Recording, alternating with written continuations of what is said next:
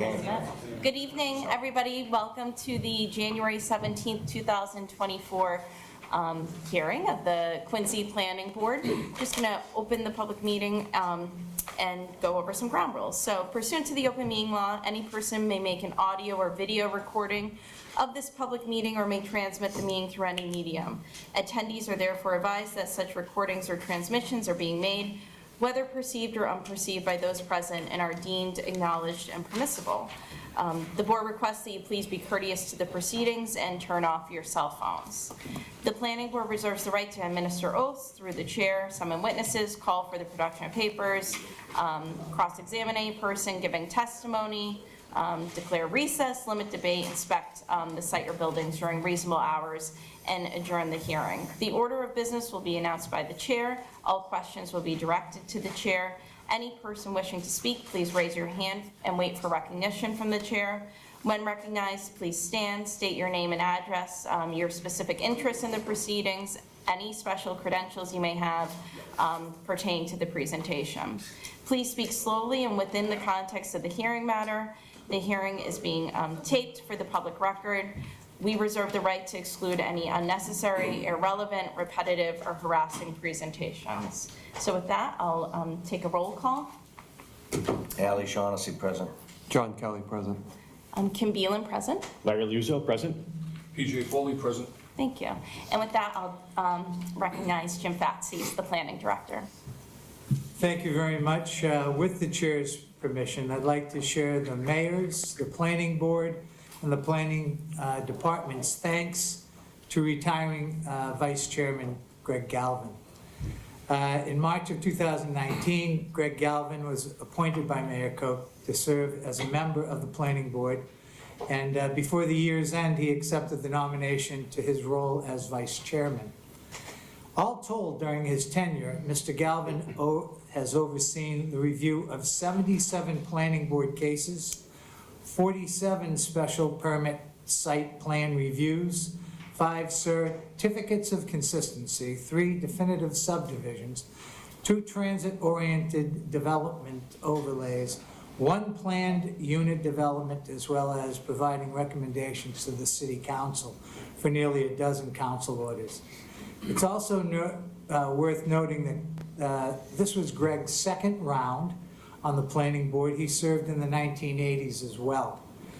And with his long and distinguished career as a land use attorney, Vice Chairman Galvin's expertise has been an invaluable asset to the board on a vast variety of projects with broad array of land use considerations. I just want to send a big thank you out to Greg Galvin for his service to the city, and as we all know, it's the citizen board members that make this a proper board, and gives us a chance of the citizens to be represented. And thank you very much for your time and your patience. Thanks. Thank you. And we certainly, on the board, echo those sentiments as well. Thank you. So the first order of business here is to vote on the minutes of the December 13th planning board meeting. Motion to approve. Okay, is there a second? Second. Okay, all in favor? Aye. Aye. Okay, none opposed, that's good. The first public hearing is 10 Independence Avenue, Planning Board Case Number 2024-01. This public hearing shall be conducted to review the application of Anton Sela, 9 School Street, Quincy, Massachusetts, for site plan review under Quincy zoning ordinance Title 17, Section 9.5.1, site plan review, and special permit under Section 5.1.17, parking waiver. The applicant proposes the replacement of the existing auto body shop with a 4-story, 9-unit condominium building with a commercial space on the first floor and 23 parking spaces. The proposal will also include structured exterior space and amenity space for the residents, along with professionally designed drainage controls and landscaping. The property contains 10,973 square feet of land and is located at 10 Independence Avenue. The subject property is located within a Business A zoning district and shown on Assessor's Map 3033, lots 33A. Is anybody here? Attorney Foley. Good evening, Ms. Chairman, members of the board. My name is Patrick Foley, and I'm the attorney for the project here tonight. I'm joined here tonight by Alita Alba from Chu and Associates, who's our architect, as well as Chi Man, who's our engineer for the project. I want to preface our presentation by just saying we've been unable to have a neighborhood meeting for this project. We actually have it tomorrow night. The reason for that is with the new council being sworn in last week, getting letters out to everybody logistically, it just wasn't possible to get it done before tonight. So we'll have that meeting tomorrow night, and between myself and the councilors, everything that goes on at that meeting, comments, suggestions, etc., we'll forward that all over to the board and the planning department as well. And as for our presentation, 10 Independence Ave is located in the Business A zoning district. Right now, at 10,973 square feet is an auto body shop, Quincy Auto Tech. As you all know, this corridor from Franklin Street all the way down into Independence Ave by the birthplace over the last 18 months has seen a much needed facelift. This facelift has also been like an extension of Quincy Center. I know 9 Franklin Street, there's been a mixed-use development there. 106, 108 Franklin Street's had a mixed-use development down there as well as the Dunkin' Donuts across the street. I know Delaney's Pub has had a facelift also into a sub and sandwich shop. So this proposal will follow that mold of a mixed-use development. What we're proposing here tonight is a 4-story, 9-unit, 1 commercial spot mixed-use development.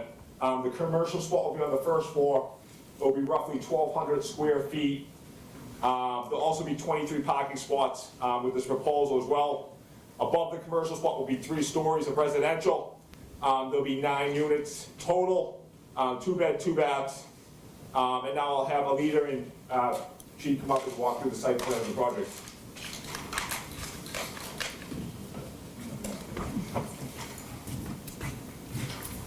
Good evening. For the record, my name is Chi Man Bahati, Man Design Group, 1285 Washington Street, Weymouth, Massachusetts. As attorney, Foley made the introduction. This is if you go to the layout plan. Thank you. The existing site is the auto body shop, basically at the corner of the intersection Franklin Street and Independence Street. The entire site on the existing condition is building and pavement. So with the proposed project, we are going to have 4-story building. Partially of the site will be open parking, and some of the parking will be under the building.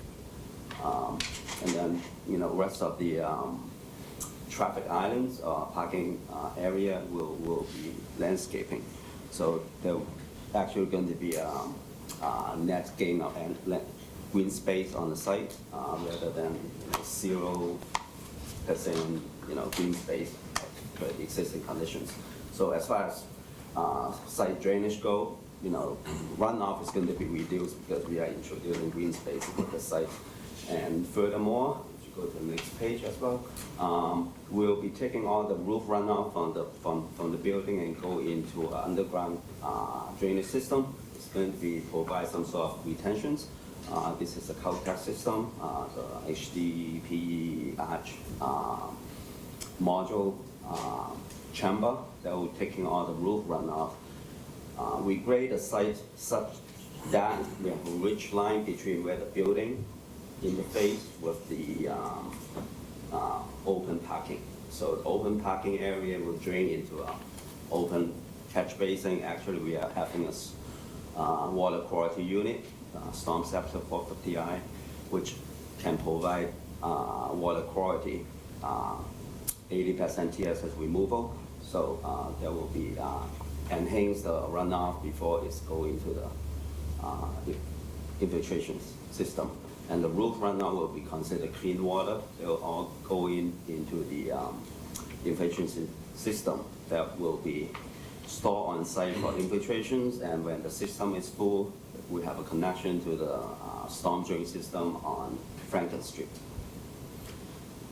And the cover parking area, we grade it to a catch basin that that will be collected and go through a gas or water separator because those are more concentrated contaminants. So have to, by code, we have to treat it, and that will be discharged through the sanitary sewer system. The site is well developed site right now, so we have all the existing utility, water main, gas, and electric, telecom is all available to the site.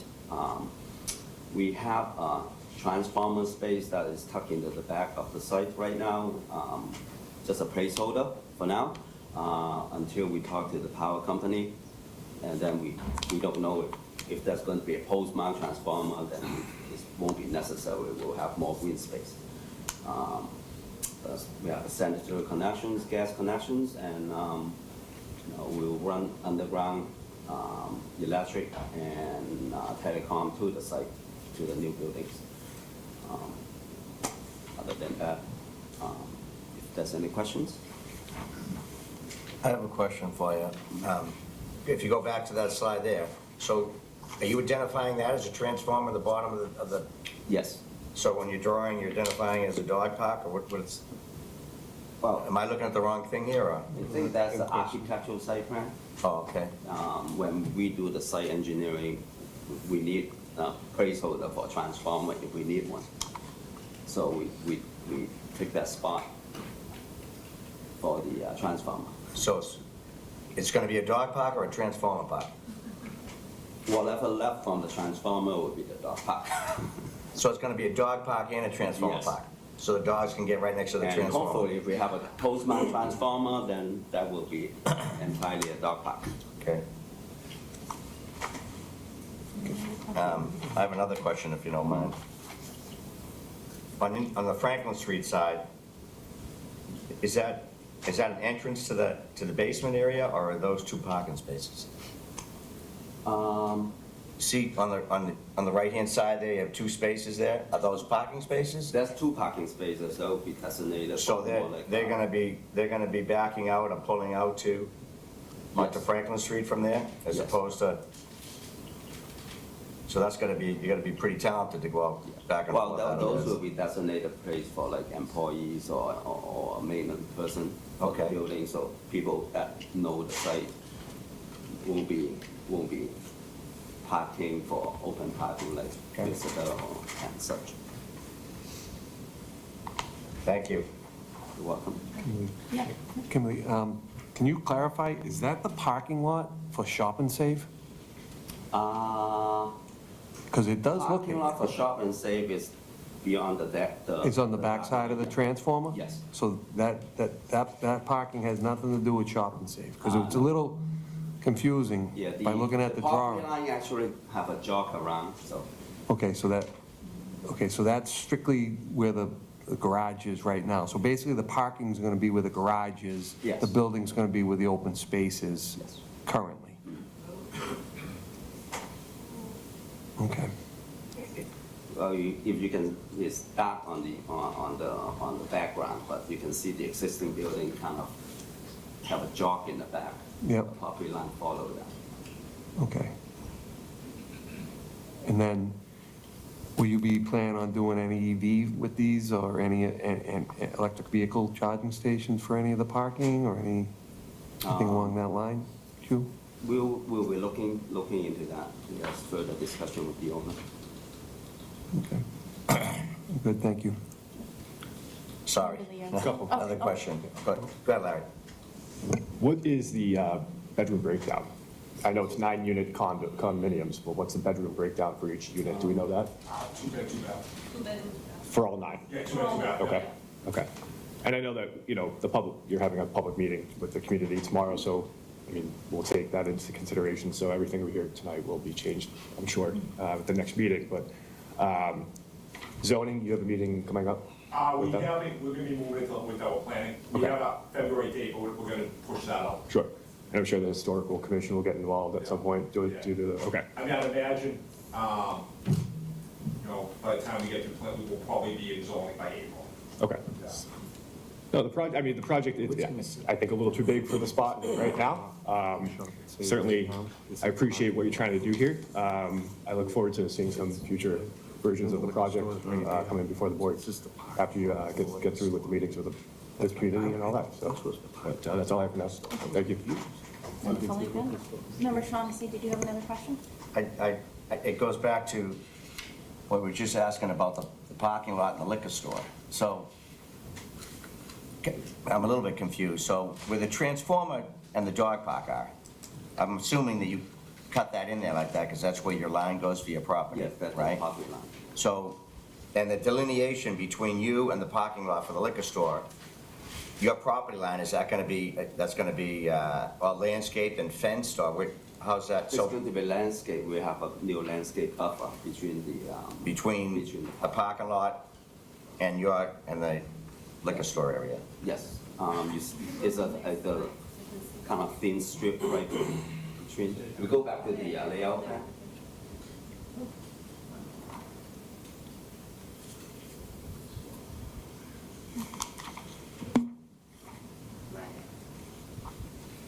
The green area is going to be the new green space. In Yeah. between the parking and the next door parking. That will separate it from the parking lot for the liquor store. One last question. I'm just looking at the green space, and it's not a lot of green space. What do you got, 2 feet? Well, Maybe? We have to say it's a tight site. It's, 18 inches? it's Well, they'll be couple- sharing that with the dog park. No, I'm looking at where the parking spots are and It's where about the 3 little feet shrubs also. are. Roughly about 3 feet. 3 feet? 5 feet? Are you talking the dog park, or are you talking from the parking spot to the property line? It's 5 feet? Okay. My scale ruler was off. They will have a curb and then the landscape. All right, thank you. Okay. I just have a couple questions. Trash, I think I see an enclosure. Is that right? Is that a trash area with the Yes. door? Okay. So no dumpster on site, just folks would bring, or is that a dumpster? There's a small dumpster here and then the recycle bin behind it. Okay. This is the dumpster here, and that's- I thought she did, right? Yeah. I think Ally Johnson, does she want to present? Well, he has questions, I think. Yeah. Alright. Yeah. Engineering Sorry. question. Engineering, yeah, so, and then just want snow removal, snow storage, is there a designated Well, space? no store will be the green area, and then, any excessive snow, we are gonna have a private contractor to take it off the site, Okay. just like any other urban properties. And then just movement through the site, it's just one way? It's Is that one what's way called? in from Independent Ave and one way out to Franklin Ave. Okay, and is there going to be signage along Franklin Street? Yes, it's maybe stop sign, and do not enter sign on the other side. Okay, So it's wide enough for two-way traffic, but I think it's better for one-way. okay. All right, thank you. And I think, We need to go through that. yes, thank you.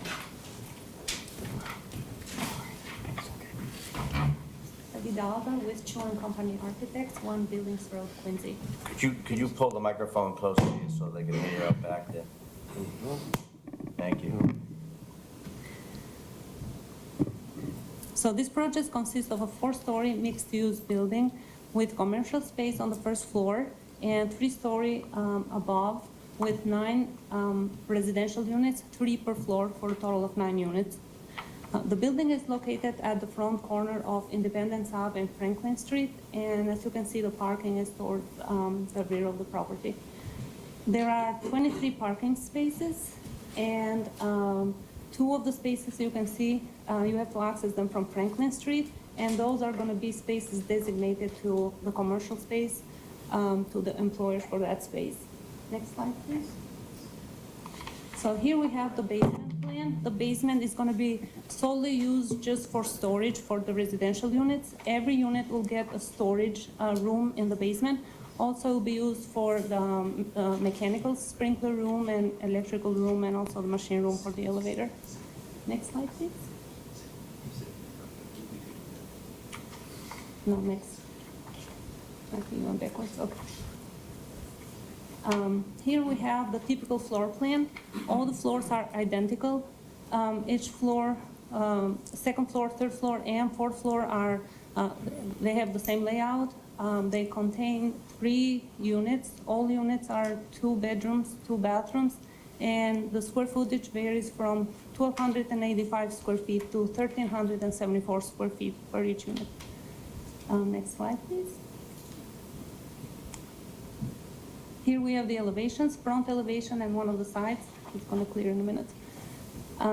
The building features a very traditional residential look with red brick, double hang windows, Juliet balconies, and also a mansard style roof with dormers. Next slide, please. These are the other 2 elevations for the building. Next slide. Here we have renderings. The first rendering shows the intersection of Independence Ave and Franklin Street, looking directly at the facade of the building. Next to the right, we have like a bird's eye view.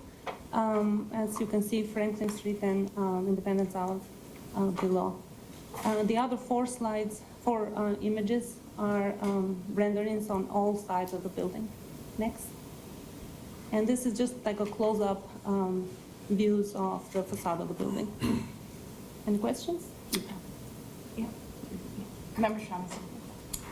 So it looks like it's a brick building. Yes, So is it gonna be a wood structure behind it, or are you gonna use cinder Correct. blocks? no, it's gonna be wood structure Wood with structure and a then- 4-inch brick veneer, real brick, but it's Real just brick. one row. Yeah, real brick. Okay, thank you. Member How Kelly. you doing? Exterior lighting, are you just, the only lighting gonna be the cast iron posts, or are you gonna have other exterior lighting out there on the building? When we prepare the construction documents, I think we're gonna look at more closely to the lighting. I believe that, I think some lighting on the, especially the back of the building is necessary for the parking too, so we'll have some wall lighting. Okay. Because right now, you currently have no lighting on the back, right? It's just Yeah, coming down we'll- the sidewalk. Right, no, we will have lighting on the back side of the building. Okay, thank you. I'm just going to quickly jump on that. In terms of lighting, I know that in terms of a revised plan, it would be helpful for this board Yes, to we see actually- the lighting, so that it wouldn't be decided kind of at the construction phase, but that we would be able to see where the Yeah, lighting. we're fixtures are actually gonna proposed. have a professional design the photometric lighting for the whole site, Okay, because that was requested actually from the planning board, so next Okay. time we'll have that. great. Member Leosa, any other questions? Just Sure. One construction point, you mentioned it's wood, is it all wood or is it all podium in the back? Is it all Well, wood? with 4 stories, you don't need to have a podium. Okay, that's what I was just asking. Yeah, You know, it's- because you can have type 3A construction, Okay, which is all, thank yeah. you. So, I have another question. Sure. So on the handicap spot, it looks as though you have 1 handicap spot, is that correct? Actually, is 2, the one that you can see on the right side, back there. That's a van handicap spot, and then the other one can be regular. They can share the 8 So feet. so you Yeah. have the handicap symbol, and then you Yeah. have a handicap Yeah. van spot, so that's So- considered right. 2 spots then? This one will be the van, and Yeah. then this one, it's like the regular handicap spot. They can share the. Right. So it's side-by-side handicap spots, is that what you're Yes, saying? yes. It's allowed that they can share that 8 feet of. And for your commercial use down on your first floor, any ideas what that might be at this point? Do you know what kind of, no interest yet? idea, No. No idea yet. I mean, I don't know what the code is, or what is the requirement for handicaps for commercial It's, space? if you have 15 spaces or more, you're required to have 1. And 25 or more, then you need 2. Thank you. So, I do have just a few questions. So this is contemplated as a condominium unit for sale project? Yes. Will that include the sale of parking spaces? that's a good question. I'm not sure. We have to discuss it with the owner of the project, and next time we'll come back with the answer to that. Okay, that would be good to know. Well, we have 23 spaces, so if we use 2 spaces per unit, that's 18. So I'm assuming that was gonna be assigned to each unit, like 2 spaces to each unit, and then the 5 extras will be for the commercial. For the commercial, That's my okay. guess, though. Okay. The 2 parking spaces that enter onto Franklin Street, just looking at those, once we saw your renderings, are those in a garage? No, it's just like a No. wall going around the building, they're open so that people can back out to the Okay. street. All right. And it's not gonna be like in and out all the time, because Especially- those will be assigned to the commercial unit, so the people that work there will use it like once in the morning, and then when they go home. Okay. And then I did have a question about the floor plan. So I think it's shown as unit 203, I assume it's the same going up, but there's an office space? Yes, one of the units has an office space Yeah. area. So I would just say my concern That's the would, biggest unit. yeah, would be that that could easily be transformed into a bedroom space because it has a locked or a separate door. I know it doesn't have a closet, but maybe having a cased opening on that would be, I think, Okay. probably cause less concern for me if I'm reviewing that. Okay. That could be converted into a Okay, we bedroom. can change Because that. obviously that impacts parking and everything else. Okay. Okay, you can change that. I think that was all I had right now for questions. I have a question, it might be directed more towards Rob. Do they have to have, this is gonna be a condominium, so is there any percentage for affordable housing? And how do you do that here? The city's inclusionary zoning ordinance is 10 or more units. So this is at 9, so Falls it right does in. not trigger the local IZO. Okay, thank you. You're welcome. So are you finished with your presentation? I just Attorney want to Foley? add Yeah. one more thing. We're currently working on the traffic report. As soon as we have that done, we'll forward that over to everyone up there. Okay. All right, Rob, do you have any questions? Okay. All right, so we will open this for, to public comment, if anybody wants to come up. Sure. I'd also just note while she makes her way up, there are sign-in sheets on the sides. If you don't feel comfortable coming up and you want to sign in, say for or against, certainly feel free to sign in as well. Thank If you. Yep. My name is Cindy Brandy. I live at 52 Independence Avenue. So I am extremely familiar with this site, and I concede it's ugly as sin now. My concern with this proposal is it's about 2 stories too high and about 5 feet too close on the sidewalks to Franklin and Independence Avenue. I've noticed in my many walks, lots of buildings like the ones at McGrath and Washington Street, they've got setbacks. If you look at Clifton Place, they have like a covered place for tables outside, but so as you're walking down the sidewalk, you're not brushing the exterior of the building. My concern is that this is looming. As we're walking through the neighborhood, it becomes a feel more like an industrial as opposed to a residential. I realize this is a commercial space, and again, it's ugly as sin now. So I'm not opposed to, let's keep it green. It's not green, I get that. But this is too close, it's too massive for the neighborhood. It's 4 stories, there's nothing that's 4 stories. And it's right butts up against the sidewalk. I have concerns about snow removal because where would they put it? Oh, I'm sorry, you can't park in your assigned spot because I have to put snow there. That's, right now they do a horrible job of shoveling the sidewalks. And my concern is there'd be no place to put the snow. I'm open to development. I think there's way too little green space. I mean, what's there is an eyesore, and this would compound it by making it even more massive of an eyesore. So I look forward to seeing future versions that might be slightly or significantly smaller in scale. Thank you. Anyone else from the public wishing to speak on this application? Yeah.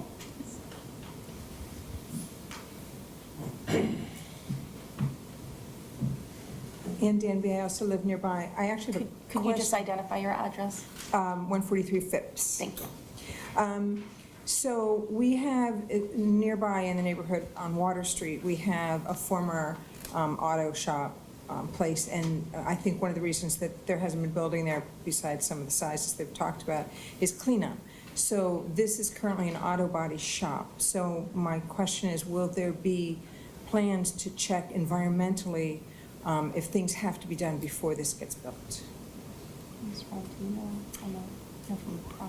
Good question. When we receive applications, we Yep. do distribute them to a number of city departments. Okay. And the combination of fire department, inspectional services, as well as the health department will comment if there's any existing contamination. So through the review, we haven't got those reports yet. You know, the planning department will have a dialogue with those city agencies and the applicant. You know, they may be forthcoming with their own environmental remediation that is already either occurred or is underway. Actually, right behind you, Pat, you seem like you might have a little Yeah, piece to it. I can check with the applicant, but when you buy the spot, you have to do an environmental before you buy it usually. So I can double check with him to make sure that that was done. But I know most lenders do require it before they finance you on it. Right, but absent that, the city departments, with what we know, will review this site as well. Right. And I just want to second what Cindy said about how close it is. Again, okay with putting something else there, but right now, the nice thing about it is that it is so set back. And I think of it as sight lines as you go around corners, and that's a 5 intersection, so. Thank you. Thank you. Would anyone, yes? I got an email from the superintendent, so I'll read it.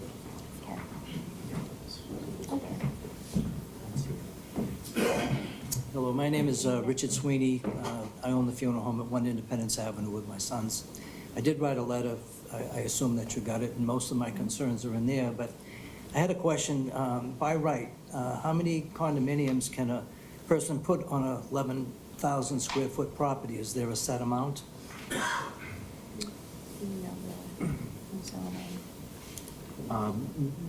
We haven't done that check yet, Okay. Mr. Sweeney. I think minimum lot size, you know, for multifamily, I believe is, let me see. Well, that's okay. I was just trying to figure out how many condos you could have on a space like this. The 4-story height is a big concern to me. I think it's too much of a project for that small amount of area. I'm concerned about no setbacks. Also, in the Franklin Street area, the corridor that leads to the back of Quincy Center, there's currently 2 projects being developed, residential. One has a component of commercial in the front, but they're all in the conforming 3-story limit, and that's one of my big concerns. The other is the parking in this so-called commercial space. Whatever commercial space you have, you definitely need parking, and there is no parking. If you were to take a ride through Independence Avenue during business hours from Monday to Friday, all those streets in front, all the parking spaces, there's only 2 in front of the funeral home, but there's a couple down the street as you go toward Goddard Street. They're always filled up.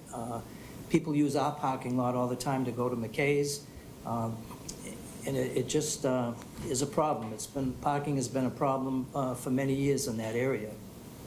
The other thing I don't hear about is the effect that this building would have in the historical area. We have John Adams and John Quincy Adams' birthplaces right in the middle of that intersection.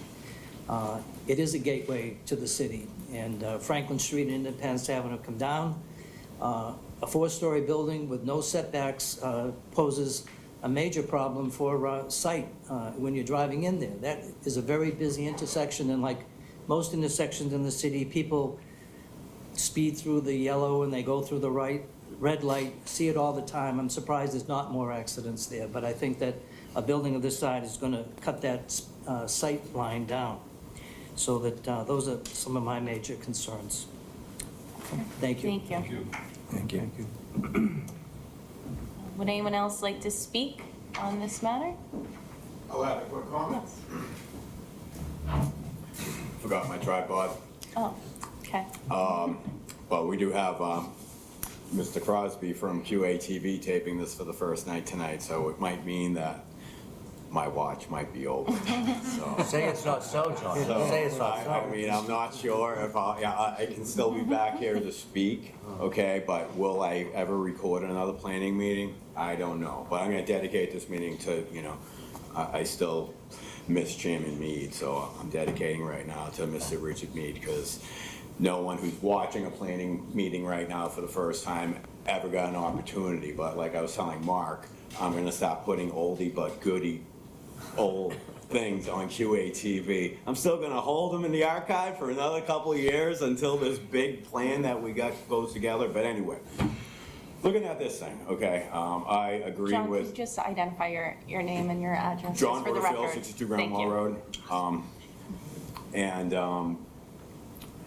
When I was looking at this picture, one thing I'm thinking, like, the people at McKay's are gonna be looking out the window, kind of staring on this. One of these things I've been experimenting with is solar power recently. We had that massive outage a couple weeks ago. My parents didn't have didn't have power for about 60 hours. And so, now I have these EcoFlow solar generators and I got solar panels and I'm just trying to figure out everything. So something like this blocks the light out.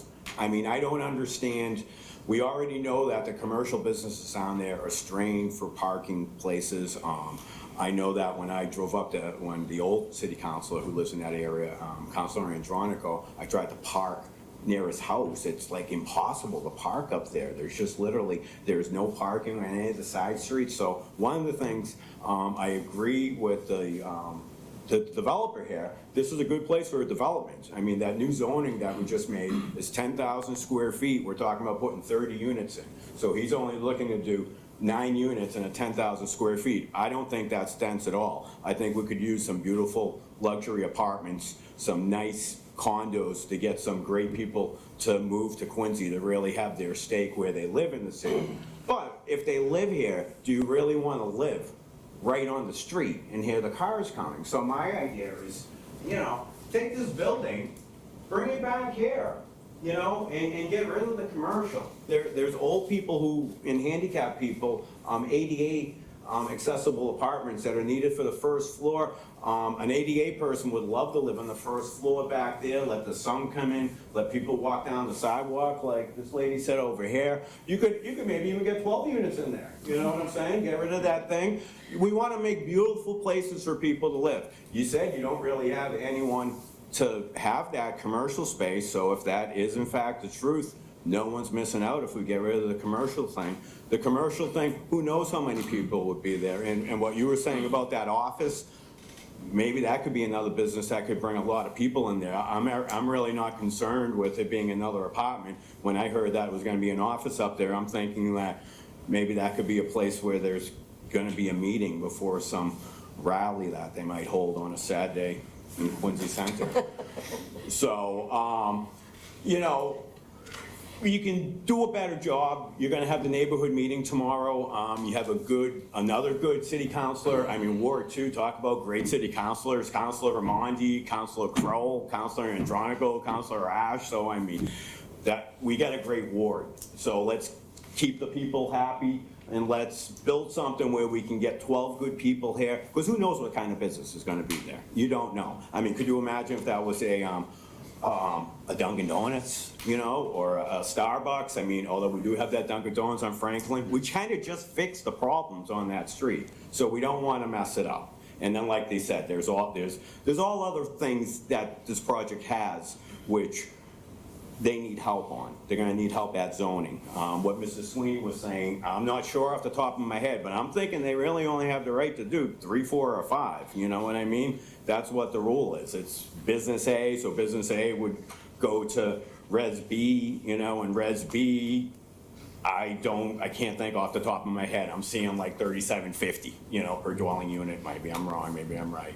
But the bottom line is that the way we're redoing zoning, this is right near the train station. We just opened that thing so people can walk there. So like I said, great place to make condos, really nice condos. This is one place too where if you do build condos there, I'll come back to the developer if they build cheap condos there. I want really nice condos. I want 2-bedroom condos with 2 bathrooms that have real good-sized square footage. We don't need, we've got enough 400, 450, 600, one-bedroom apartments. We need some beautiful apartments where people can come and raise a family and be happy, And then, just another weird side note, because I have so many ideas. I would like to see, I've come to so many meetings. As much as I love animals, I love cats, okay? It's not one cat park we made anywhere in Quincy. It's all about the dogs and stuff and whatever, okay? But the reality is this, we haven't had one place where it's, what about people who are allergic to animals, that can't stand dogs and can't stand cats? Because there are those people out there, okay? And for peace, so maybe they're, like, I wouldn't want dog poop on the corners there, just put it that way, okay? And, they can do a better job redesigning this, okay? But I'm in favor of a dense development like this. I don't think it's dense. I think they could even be denser if they would remove the commercial. Thank you. Thank you.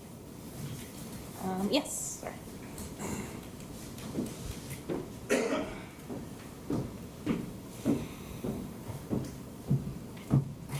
Hi, my name is Rob Marchioni. I'm across the street at 11 Independence Ave, Marchioni Insurance Agency. So I've been looking at that lot out our front windows for 40-something years. My concerns are mostly with the parking in that area, and my firm is the one who causes the problems with the parking. I've got 12 employees. Right now, only 5 of them are in the office because they're all demanding to work remote since COVID. And so there's 5 cars out there parked on Independence Ave. I'm usually the last one in because I'm the old man in the group, and I'm circling the block looking for a parking space. So I think if there's commercial space as well as visitors, that's really gonna put a stress on the parking in that neighborhood. The other thing that happens in that lot, the way it's set up now, is people cut through from Franklin Street over to Independence. They go right through his driveway all day long. I see people going from Independence over to Franklin. So that's gonna even exacerbate the traffic problems because, with that building there, obviously nobody's gonna be cutting through, but a lot of people take that shortcut right through his parking lot, and the current owner doesn't seem to get upset or anything, so that's a problem. I think the size of the building is also an issue, the 4 stories. That's our morning sunlight coming through right across the street into our building, and it's kind of nice on a sunny day. That'll certainly eliminate any of that light coming through. So those are my concerns. I kind of echoing what Dick Sweeney said. Same kind of concerns with just the size of it and the parking. I don't know the 23 spaces for 9 units is proper, and if there's no parking for the commercial, I don't know where those vehicles are gonna go. But it's tough already, and I can't imagine it getting any tougher. And I'm all for development, put up a beautiful building with condos, but just something that's size appropriate with proper parking for that neighborhood. Thank you. Thank you. Is there anyone else wishing to speak? Going once, going twice? You obviously heard it will be continued. Was there any public correspondence submitted? Yeah, Chair Beelan, through you to the board. Myself, Rob Stevens, Deputy Planning Director, received a communication from Superintendent Marianne Peak from the Adams National Historic Park this afternoon. I don't see Marianne here tonight. To Mr. Fatsis, City of Quincy Planning Board, regarding Planning Board Case Number 2024-01. I represent the National Park Service as Superintendent of the Adams National Historic Park located in Quincy, Massachusetts, regarding the proposed development project at 10 Independence Ave in Quincy. To put this request in perspective, I consider this a major development project that needs attention to move forward, but not without further consideration of appropriateness. I was informed about this meeting last week by a neighbor, active business invested in the historic district, a district so named for the National Historic Landmark and National Park the Adams birthplaces at 133 and 141 Adams Street. At no time did Adams National Historical Park receive any inquiry or correspondence relating to this development project to be dutifully prepared. To learn more, I reached out to Jim Fatsis of the Planning Board. I am grateful for the local businessman who informed me of the meeting. I look forward to examining the proposal and plans submitted to the Planning Board, and in the future, if appropriate, the Zoning Board. Until further examination, and in the meantime, I do not support the plans being brought forward at this Planning Board meeting on January 17th for several reasons to be defined after review and consideration of all parties involved in the options available. The National Park Service is responsible for the preservation, conservation, and protection of these historic properties and cultural landscapes, the birthplaces in parentheses. We are committing federal funds to restore the cultural landscape in preparation for the city's 400th anniversary in 2025 and the nation's commemoration America 250 that will bring thousands of visitors to Quincy, acknowledging and commemorating these events, including the semi-quincentennial in 2026. These events being planned traverse a calendar starting in 2025 and beyond, with John and Abigail Adams' contributions to this critical time in our country's history and the creation of the Massachusetts Constitution written at the John Quincy Adams birthplace. We anticipate an increase in visitor use, educational programs, and local community involvement at these NHL properties.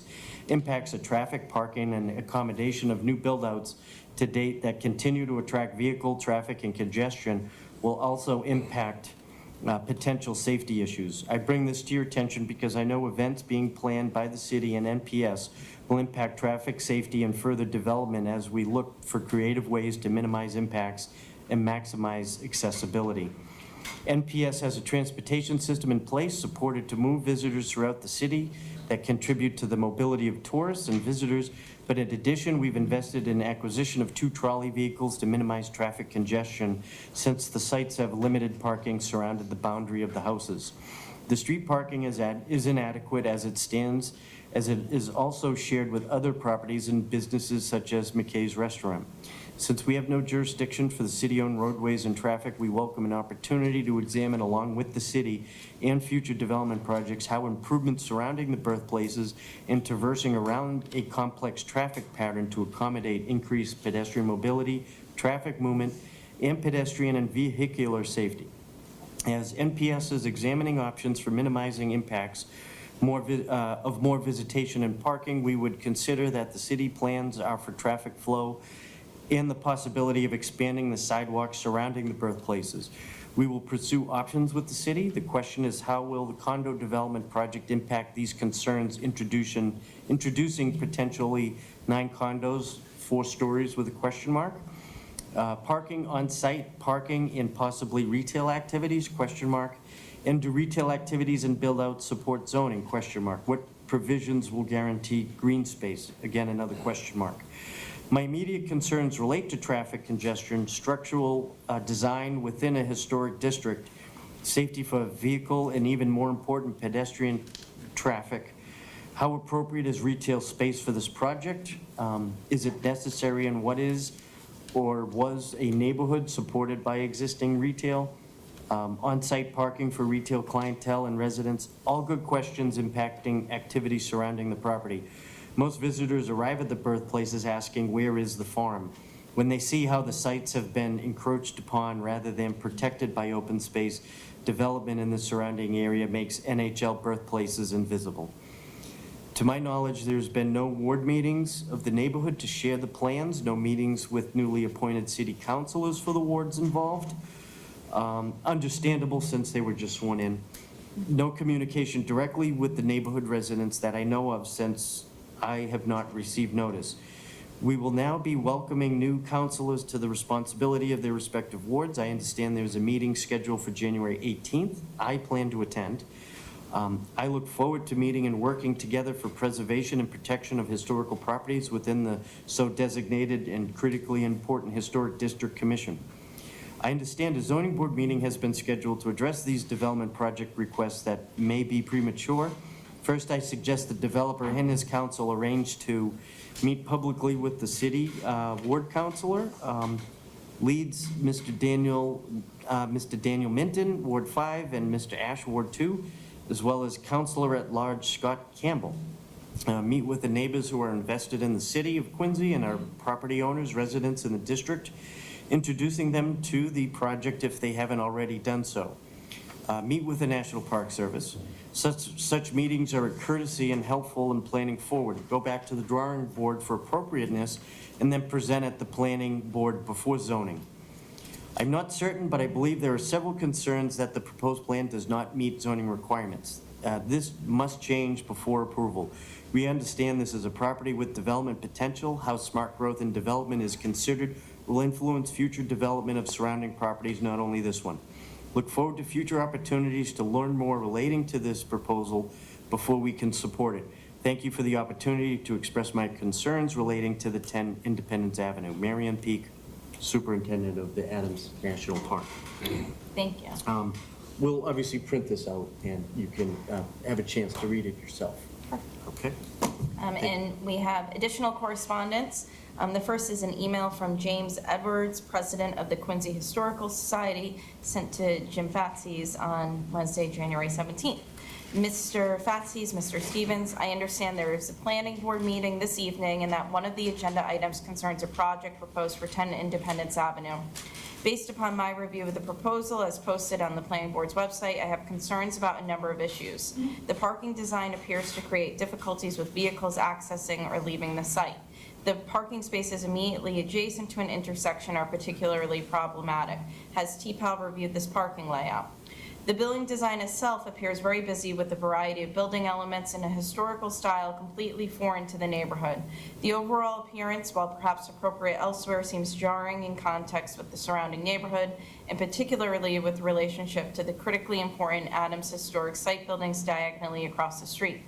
Also appears that the project requires 7 different zoning variances. That seems to be a lot of relief for this project to proceed. As the project is, of course, within the Adams Birthplace Historic District, very careful and extraordinary consideration should attend the review of this development. It is my belief that the 10 Independence Avenue project should not be approved as submitted. Respectfully submitted, James Edwards. There's also an email from Sue Palmer to the Quincy Planning Board. I live at 70 Federal Ave, not far from the proposed project at 10 Independence Ave. I have reviewed the applicant's plans and application and wish to express my concerns regarding this proposal. Please add these comments to the record of the Planning Board hearing scheduled for January 17, 2024, as I will be unable to attend. My very first opinion is that the building is too high to fit the neighborhood. The plans do not make this apparent. I always find it interesting that developers always show the building standing all by its lonesome without any existing structures near it, dropped on a blank slate. Amazing. There are other houses and commercial buildings in the immediate area, not half as high as this project proposes to be. It will literally stick out like a sore thumb. All other structures will be dwarfed. I will be able to see it from my pantry window all the way over on Federal Ave. This is not acceptable. A 2-story structure would be more appropriate for this neighborhood. As to the design, at least it's not as ugly as most of the apartment buildings being constructed all over the city. After reviewing the application, I must also take exception to the applicant's response to section 1.4, quote, the location and significance of any historic structures, unquote. The applicant answered, quote, none. Maybe not on the direct site, but right across the intersection is a national park called the Adams Birthplaces. I think they are kind of, quote, historic. Also, currently the zoning for the site is Business A. If you construct dwellings in a Business A zone, won't you have to rezone the site? Doesn't that require a hearing before the zoning board? Has this been done? If not, is it going to be done? Also, parking. 23 spots may seem adequate for 9 condo units, 2.5 spaces for each, but considering how expensive those units will probably be, it will take more than 2.5 paychecks to afford the monthly costs. And the more people need to pay the expenses, the more cars there will be, since no one can depend on public transportation anymore. Then they will be parking all over the street like they do now on Federal Ave and all over the city. This is a disaster waiting to happen, but you can prevent it by limiting the number of stories and units. And by the way, the first floor is intended for commercial use. Where are those people going to park? In the liquor store parking lot, in Sweeney's parking lot, on the street? I hope my concerns will be taken into account when you make your decisions regarding this project. Thank you, Sue Palmer. And finally, there was a letter dated January 12, 2024, from Richard Sweeney Jr. Dear Mr. Fatsis, this letter is regarding the above referenced proposal for the development of 10 Independence Avenue, Quincy. I am proud to be the principal owner and operator of this funeral home together with my sons Francis M. Sweeney and Richard T. Sweeney III, fourth generation funeral directors. The funeral home was founded in 1949 by my late uncle and my father, Francis M. Sweeney and Richard T. Sweeney, both World War II veterans from this great city of Quincy.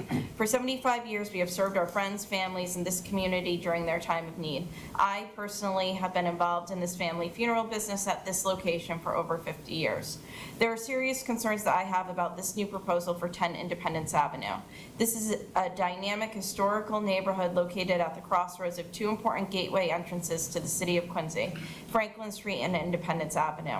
In addition, this extremely busy intersection serves as a corridor to the southern access to downtown Quincy Center. There have been recent developments and ongoing projects that serve to offer a better window of accessibility to Quincy Center. We should seek to accomplish similar improvements at this intersection. This applicant is seeking several variances to build a 4-story, 9-unit condominium with no setbacks, limited parking, and commercial retail space on 10,973 square feet of land. I object to this proposal as it is too dense, too large, and inappropriate for this historical neighborhood. Among my many concerns are the parking, traffic issues, and safety as 5 streets intersect, and the lines of sight from Independence Avenue and Franklin Street will be affected by a 4-story building. The shadow effect of a 4-story building and the lack of adequate parking needs to be considered as well. Parking has been an ongoing challenge for businesses in this area for many years. This development stands to exacerbate those problems if there is insufficient parking. The birthplaces of John Adams and John Quincy Adams, under the stewardship of the National Park Service, are recognized as historic landmarks and generate thousands of visitors to Quincy each year. The appearance and character of our historic neighborhood, intersection, and corridor are vital in projecting Quincy as a first-class city, as it will complement the many major upgrades and improvements in downtown Quincy. We should also recognize and consider the surrounding residents and their right to live in a neighborhood which is not overdeveloped and not conforming to the comfort and feel of residential living in Quincy. Although this new project will be a definite upgrade from the existing auto repair shop, approving a 4-story building in this historic area would set the wrong precedent for future development. I believe this proposal should be revised to adhere to the current zoning regulations. Sincerely, Richard T. Sweeney, Jr. That was all the correspondence on that. Right. As I mentioned earlier, the department has sent this out to the interdepartment review. We've also solicited the services of an independent engineering peer review on this. None of the responses have arrived yet. So the department's recommendation would be to continue this matter 2 months to the March 20th meeting to allow for the neighborhood meetings and the technical reviews to occur. Are you available, Attorney Foley, March 20th? Okay. Is there a motion to continue this matter to March 20th? So moved. Is there a second? Second? Okay, so Member Kelly and Member Shaughnessy, all those in favor? Aye. Any opposed? Okay, thank you. Great.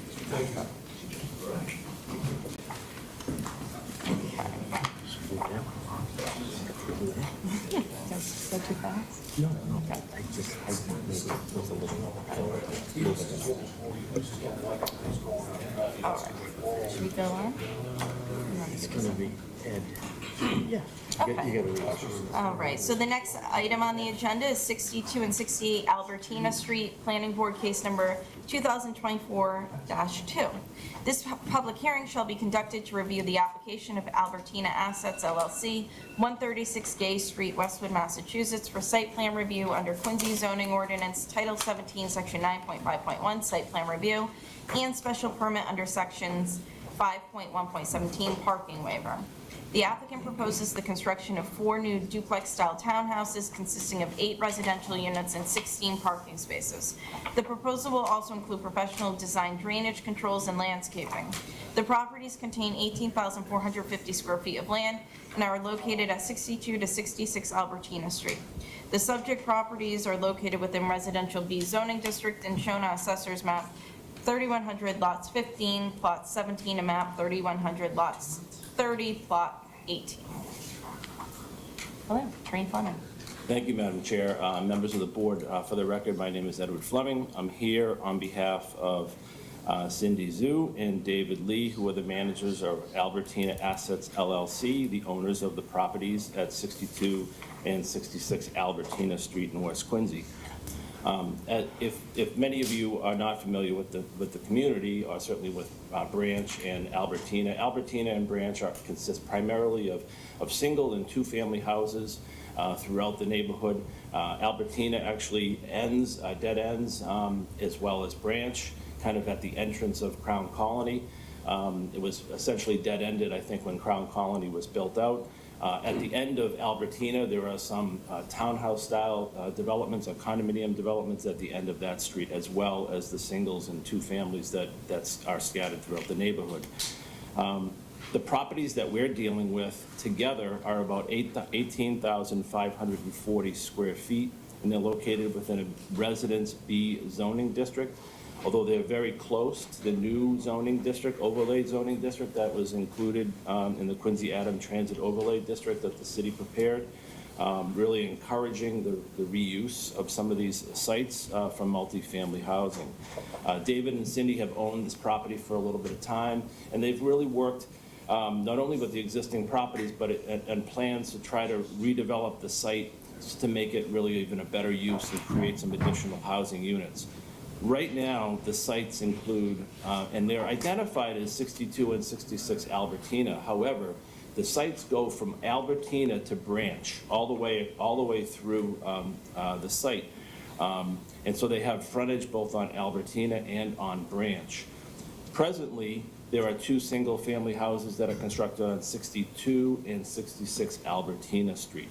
And the rear of the property, which fronts on Branch Street, is essentially utilized right now as a large barn or garage type structure, as you can see at the end of Branch Street. And then there's a pool that services one of the other single family house. But this is it's a large site for two single family houses at 18,000 square feet. And the Residence B zoning district allows for multifamily use, or allows for this type of two-family style use. The proposal that's before you tonight, and by the way, I'm joined tonight by both David and Cindy, but I'm also joined by David Freed of Chu and Associates. David did the architectural design that you can see here with the renderings that are on this first page. David will share those architectural plans in a moment. And I'm also joined by Chi Mann of Hardy Mann Design. And Chi also did, as he did the last proposal, all the engineering and stormwater management for this site. The proposal that's before you tonight is essentially to remove the two existing single-family houses and construct two new duplex houses on Albertina Street in the place of the existing single families, and then two new duplex-style buildings on Branch Street that will front on Branch Street. Both the Albertina property and the Branch Street properties will work independently, and there will be green space between the buildings. There will be no cut-through of the roadway between Albertina and Branch, and each of the two families will be served by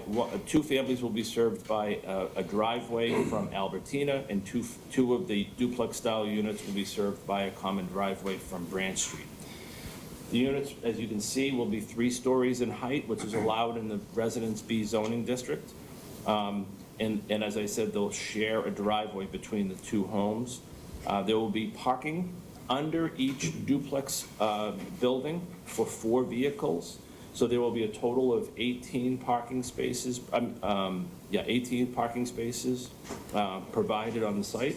16 parking spaces actually provided on the site, so 2 per unit. There will be standard living area on the 2nd and 3rd floor, as David will talk about in more detail. And as you can see, there will be green space created both on the sides of the property, in the frontage of each of the property. And as you can't see on this particular plan, but you will see on the site plan, there will be green space between the duplexes, both on Branch and Albertina. There'll be no, as I said, no cut through between those. So there'll be an addition of green space added to the site that will work to alleviate the drainage. We had the fortunate opportunity to have a neighborhood meeting with Councilor Devine, and we met I think about 4 or 5 neighbors that came to the meeting. I think about 4 neighbors. They expressed, or asked questions about the proposal, and I think in the end, and I'm not sure if they're here tonight, they were quite pleased with the style of the development that was being proposed here, and that there was no cut-through between the streets, that would add to traffic congestion in the neighborhood. They were pleased to see also that there was going to be 2 parking spaces per unit as well, and that there will be common driveways to add for additional parking for visitors that came to visit the homes. But if they're here, they can certainly speak for themselves. We think this really fits well in the neighborhood. If you look at the entire neighborhood in context, you'll see houses that are very similar in style. Pitched roofs, 2.5-story homes, some 3 in some cases, and certainly with this style of living. David and Cindy both felt that this was a better way to redevelop the site rather than doing a multi-family style development on the 18,000 square foot lot, with a large, 3-story building in one structure. They thought it would be better to utilize it in this fashion. And this allows for new ownership in the neighborhood. These buildings or units will be sold, so the duplexes will be sold as 2 separate condominium units. So there'll be a nice opportunity for new home ownership within the community. So enough from me. I'd like to turn this over now to, you have David's stuff, so why don't we have David share the architectural plan. Thank you. Hi, good evening. My name is David Freed. I'm an architect at Chu & Company at 1 Billings Road in Quincy. Next slide, please. As Ed mentioned, our site is shown in red there, the boundary, and you can see that Albertina, the houses front on Albertina, and on the back side, Branch Street actually ends at the right side of our site, and it's unimproved from that point on. Next slide, please. Here's a close-up view. You can see how the spacing of the houses and the proximity of the houses to the side lot lines is fairly consistent along Albertina. Next slide, please. Here are just a few images of the street. A lot of the houses seem to have 1-story projections, either as enclosed porches or porches, and that's something that we've incorporated into the design of the project. Next slide, please. The image on the right is the backside of our parcel, the unimproved area as seen from Branch Street. Next slide. And then this is taken from the Quincy zoning viewer. And here is an existing plot plan. You can see the 2 houses running Albertina on the left, the swimming pool on the back. Next slide, please. These are our zoning summaries. We have some violations for FAR, lot area, front setback, the side setback, and the rear, as well as frontage. Our front setback aligns with the other houses, which are around 8 feet, and our side setbacks match the other houses as well, though we're still incurring a violation because of the zoning district itself. Next slide, please. So this is our site plan, and each pair of houses shares a driveway and a drive court. Each unit has its own entrance from either Albertina or Branch Street. And the setbacks, in general, are all 10 feet, 14 feet for 59 Branch, and then Albert 66 is a little over 8 feet for our side setback. Next slide, please. These are images of the proposal as seen from both Albertina and, this is our front elevation of Albertina Street at the top and the rear elevation of Albertina at the bottom. There's about a 10 to 12 foot cross slope, changing grade across the site itself. So our houses step down along with the grade. This is sort of a section cut through both either the side yard or the drive court, so you can see the relationship of each house on Albertina and Branch. And then this is, these are rear elevations on the bottom of Branch and then the front elevations of the proposal. We wanted to do something a bit more contemporary, but use the same materials that are typical with residential construction, like lap siding, panels, typical details like rake boards and corner boards and such. We have some small pop-outs to give the building some three-dimensional character and some light and shadow. We also have a cutout on the second floor for each unit so that there is some outdoor space on the living floor for all the units. Next slide, please. Again, another section between the two streets. These are close-up views. You could go forward, Joe, please. Here's a typical unit plan. Unit 1 has a small office, a bathroom, and a coat closet on the first floor with the entry, and the garage can be accessed also from the entry, or the owner can access the unit directly from the garage. Unit 2 is set back, has a porch, and its entrance is set back a little bit further. Again, it has a small office in the back with a bathroom and an entry hall and a 2-car garage. Next slide, please. Our living area is intended to be open plan with a kitchen, dining, living area. We have a laundry room on that floor as well as a half bath. And we have a small, modest outdoor space for each unit in the corners. Next slide, please. The third floor has 3 bedrooms, one of which is a primary ensuite. And next slide. Next slide, please. Oh, I guess it's upside down. Okay. With that, does anyone have any questions? I think we might wait to do questions at the end if there's, I don't know if there's additional presentation. Yeah. Yeah, okay, great. Again, for the record, my name is Chi-Man from Hardiman Design Group. We are the site engineer working on this project. As David mentioned, the site is from Brand Street, actually from Albertina to Brand Street, it's dropped about 15 feet. So we work with the existing topography. We work with the natural slope to step the building down from front to back. So the entrance from the Albertina, we have a shared driveway, and coming in into 2 garage per each unit. So there's 8 parking inside the building for the first 2 buildings on Albertina Street. And towards the back, we see a series of retaining wall. Those are going to be stepping down, retaining wall, terrace down. So we make up the grade changes from Albertina to Brand Street. Over on the Branch Street side, where you see the word bituminous concrete, like if you go to the north of our site, the adjacent building, that's the townhouses. Townhouses style, multifamily, and the existing pavement end right at where the property line is.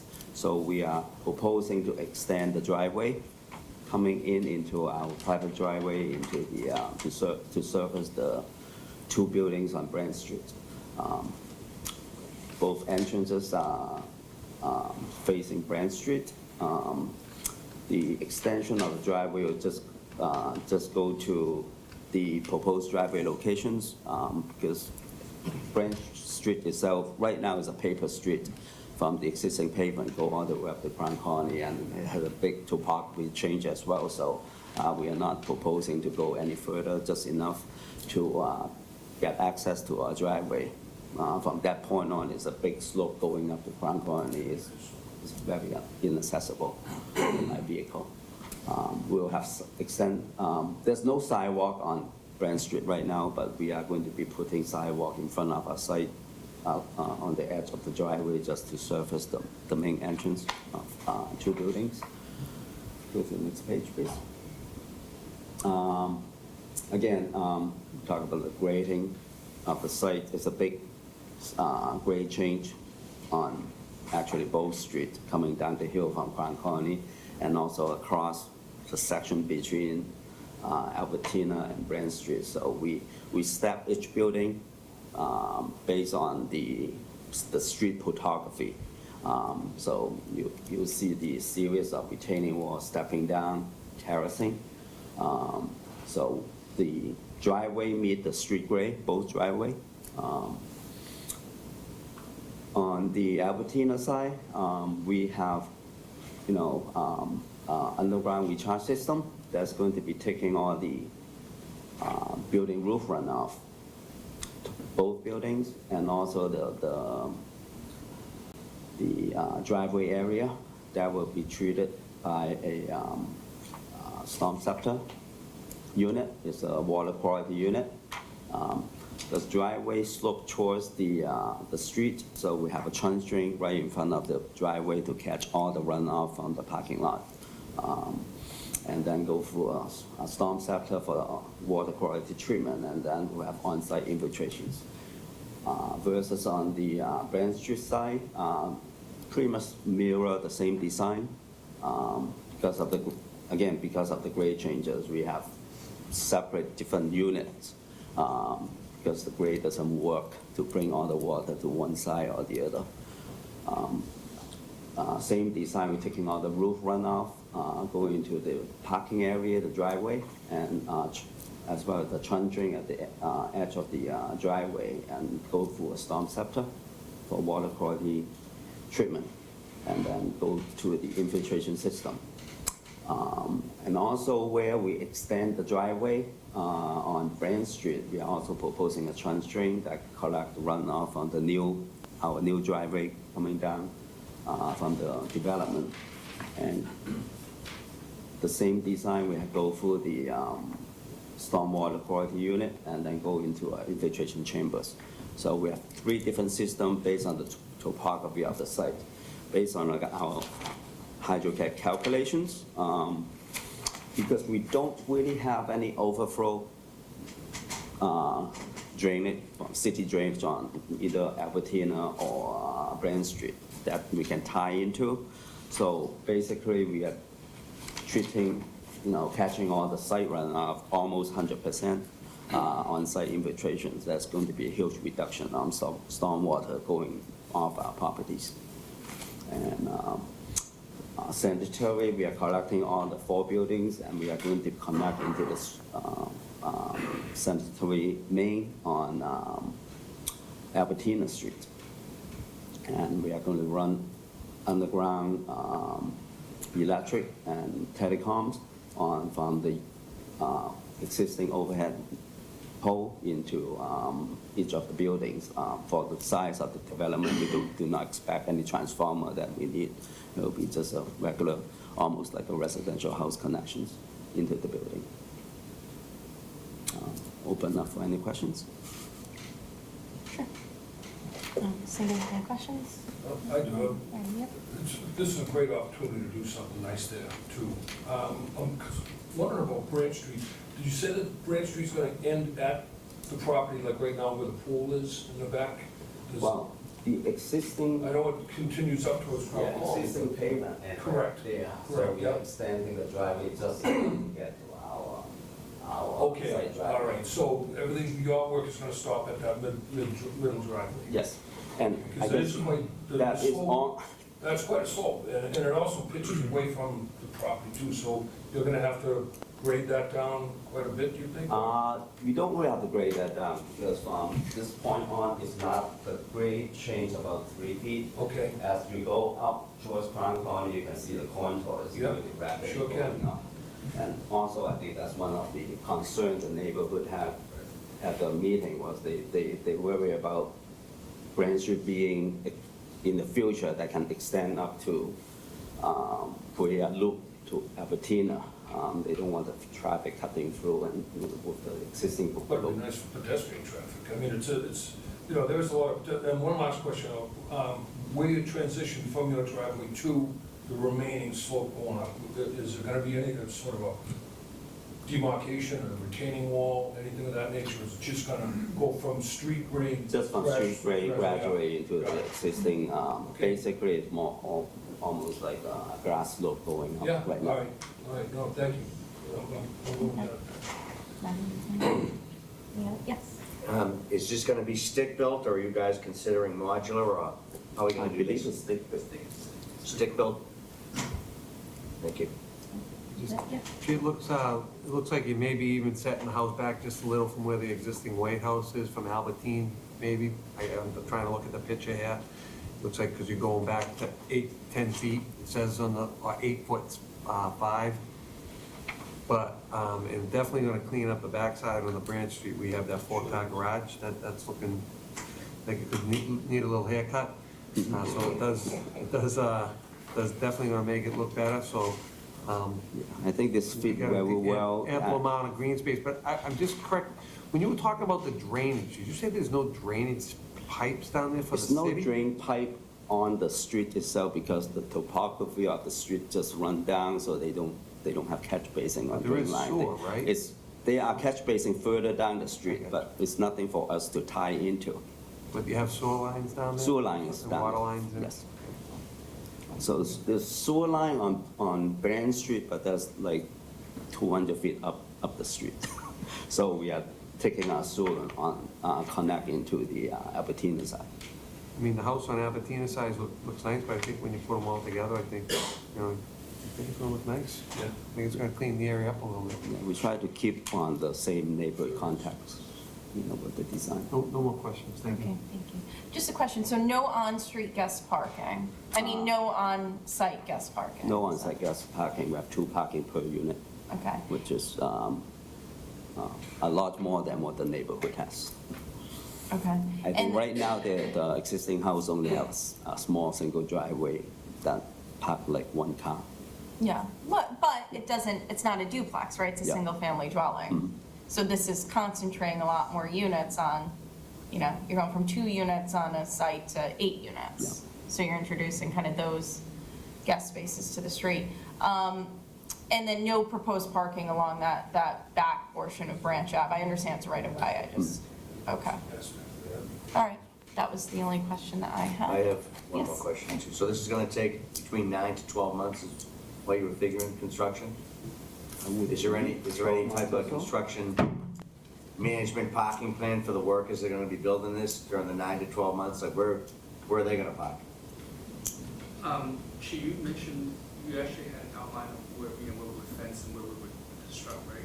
It'd just be on site. On site? Yeah, we'll be on site, you know, when we start with the site clearing, Okay. you know.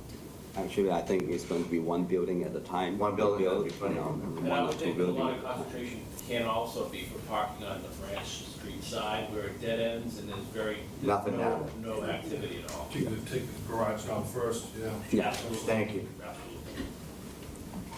All right, yes. Is it for sale or for rent? I believe for sale, yeah, just a Sale? condo, yeah. Thank you. Any other questions? No? All right, let's see if there's any public comment. Is anybody here wishing to speak on this application? Counselor Devine? And while he makes his way up, I'll just remind everybody there are sign-in sheets along the wall over there in the windowsill in case anybody wants to sign their name for or against. Counselor Devine? Hello, James Devine, 117 Cross Street. We had a community meeting. Several families came, had concerns when it started. When they left, they were all basically answered. Some of it was the runoff, all that kind of stuff. But the constituents that showed up, they were actually pleased with the project the way it is now. I think before it was sent out differently last year. But they all seemed very happy with it at the end of the community meeting. So, thank you. Thank you. Thank you for coming. Anyone else wishing to speak on this application? Can I ask a question? No, of course. John Rutherford, 62 Grumwall Road. It looks like the footprints of the building are all the same, is that correct? Yes. Do you know, could you give me a width, length number? Because they look like rectangles, so what is the length, what is the width? I got bad eyesight. 30 by 71. 30 by 71. About, yeah, don't quote me on it, 30 by 71, 72. 30 by 71? Okay, I'm taking CPA courses now, so I'm just doing that in my head. And so there are 3 full stories, so we're talking approximately a little more than 6,000 square foot per unit? I mean, is my math correct? Probably- No, No. about 2,700 square feet. What did you just say the first floor was again? The footprint? Did you just say 30 by 70? Yeah, they have 2 garages included. Well, that's, oh, okay, you gave me the dupe of the, okay. See, I would have got that answer wrong on the test. I got to divide by 2, so they're more like 3,000, okay. But still though, you know, when I was looking, when you first put that picture of the map up above, it did look right, you know what I'm saying? But then in my head, I'm thinking like, across from, I'm not even sure, does Sweeney own that other funeral thing down by Ramondi? Or is that Cohane's? Different. But you know the ones where you Family approved? relation, but two I'm different thinking of those 4 units that you approved that are all right next to each other. It looked better on paper up there than it did when it's done now. So like, when I'm looking at that right now, I would guess they all have front doors on the left, on 2 have front doors on Branch Street and 2 have front doors on Albertina. Yeah. So they both have back doors at each other. So my, you know, my kind of issue there is the distance between one back door to the other back door. Let's say if the people are behind their house, and they're barbecuing, you know what I mean? Could one person who's barbecuing in one house be potentially too close to the other house? You know, like, I just, personally myself, I wouldn't want to live there. I actually, I think it's an interesting way to design things. I'm thinking of Atlantic Street up in North Quincy. We did another thing like this where we squeezed like 4 together. I do appreciate that they did come here and, oh no, there's 8 units, so they couldn't waive site plan review on this one. But so that was only 2 units back to back. So in theory, I'm not sure if I've seen it. I mean, Mr. Stevens, you would know, whatever. But it's kind of like 2 different parcels, and they're doing the same thing on 2 different parcels right next to each other. So you could argue that. Is it 2 different parcels? It's one parcel?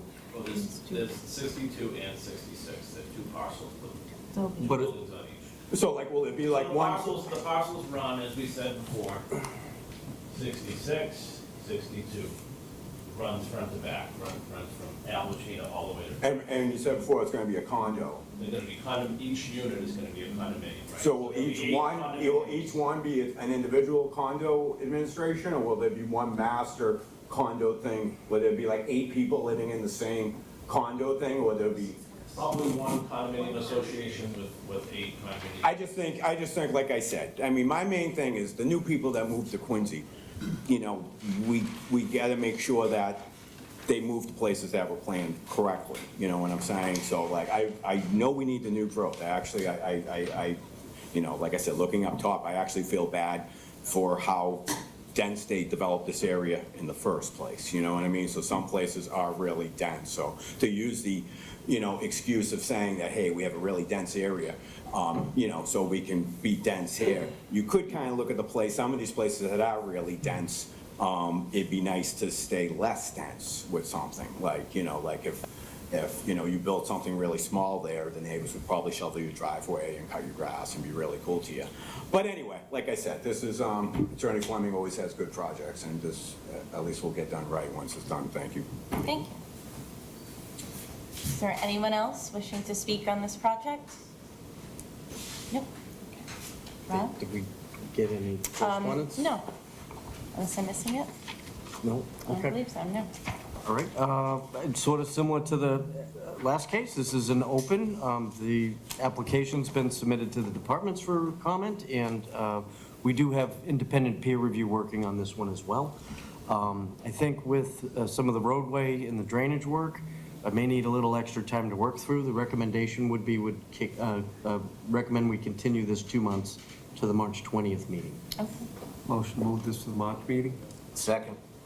Okay, all those in favor? Aye. Okay. Thank you very much. Thank you. Thank you very much. Good luck with that.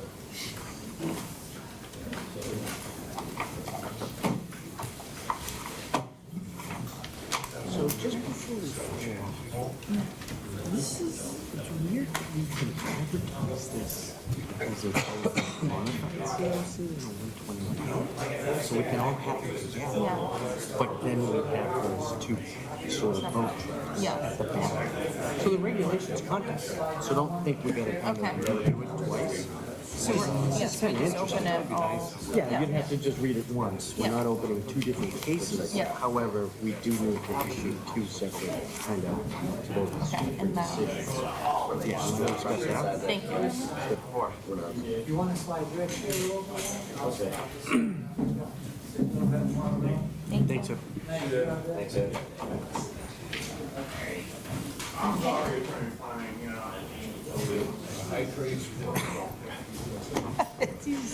Viewers are gonna go whiplash. Right? You notice that? He's talking and the camera's. Okay, so while everybody's getting settled in, we'll go ahead and read the public hearing notice. Chapter 121A, 37R and 86 Parking Way, Planning Board Case Number 2021 COC 01. This public hearing shall be conducted to review the application of FRP Quincy Development LLC, 350 Granite Street, Suite 2205, Braintree, Mass. For approval under Chapter 121A of the development of a parcel with an address of 37R and 86 Parking Way, Quincy, Massachusetts, and for consent to the formation of an entity under Chapter 121A to undertake such project and for the extension of the period of the exemption of the project from local taxation under Chapter 121A. The project consists of a 4-story medical office building containing approximately 110,000 square feet. The medical office building will be constructed for a healthcare tenant to provide healthcare services to residents of Quincy and the surrounding towns. The 4-story building will include primary care, urgent care, radiology, orthopedics, obstetrics and gynecology, cardiology, and cancer infusion, amongst other uses.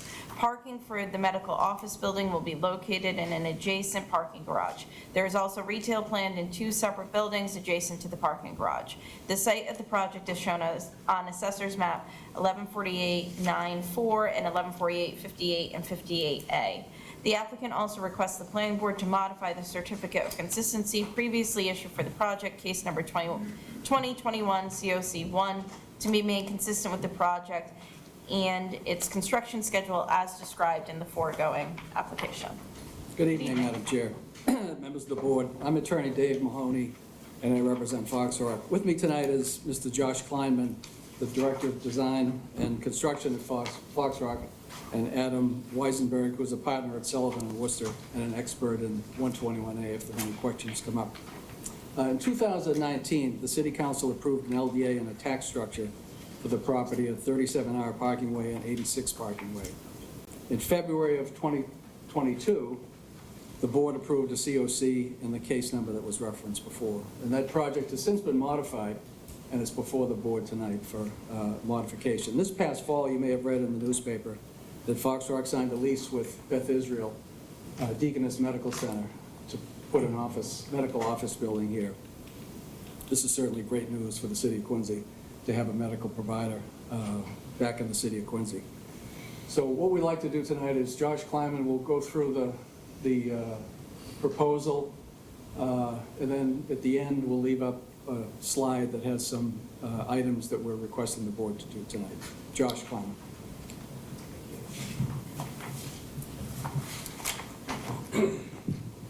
Hi, good evening. My name is Josh Kleinman with Fox Rock Properties, representing the applicant.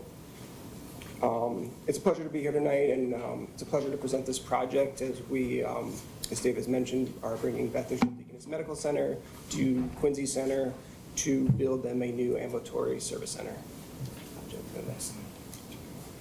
So the project site is located in Quincy Center at 37R and 86 Parking Way. It is bound by Granite Street to the north, Bergen Parkway to the west, General McConville Way to the east, and General Dunford Drive to the south. There are 4 buildings associated with the project, which I'll get into in a minute. Directly south of our project site in the blue dash outline, Fox Rock previously transferred a portion of land to allow the city to build the General's Bridge along General Dunford Drive back in 2020 and 21. And more recently, we transferred a piece of property at no cost to the city to facilitate the city to build a new parking garage south of the bridge that will allow for the new development of the proposed specialty retail grocer and apartments above that project. Starting from the south, along General Dunford Drive is the proposed new medical office building. It's a 4-story building, roughly 110,000 square feet. Directly to the north is a drop-off area for patients. And just north of that, outlined in yellow, is a 6-tier parking garage that will house 515 parking spaces and will serve the users of the project. To the east of the parking garage is the Retail 1 space, which is a 2-story space, roughly 9,000 square feet, with outdoor space and as well as indoor dining as a proposed restaurant use in the future. And to the north is the Retail 2 space, which is roughly an 18,000 square foot 2-story building that will be used for general retail. And directly north of that, across from the rear drive, is a park that will provide additional green space to the project, as well as outdoor seating, planting areas, and other type of passive entertainment areas. And along the rear of the site, you can see a access drive that provides exiting from the garage, as well as access to a loading area at the rear of the project. Just to be clear, because I know there's been some questions outside of the hearing, the purpose of the 121A agreement is solely for the medical office building. All of the other buildings will be subject to ad valorem market rate taxes, and only the medical office building will receive the tax exemption. The medical office building, the program will be urgent care, primary care, a full suite of radiology services on the first floor, cardiology, OBGYN, cancer care, orthopedics, lab services, pharmacy, as well as other specialty services that will be located in the building.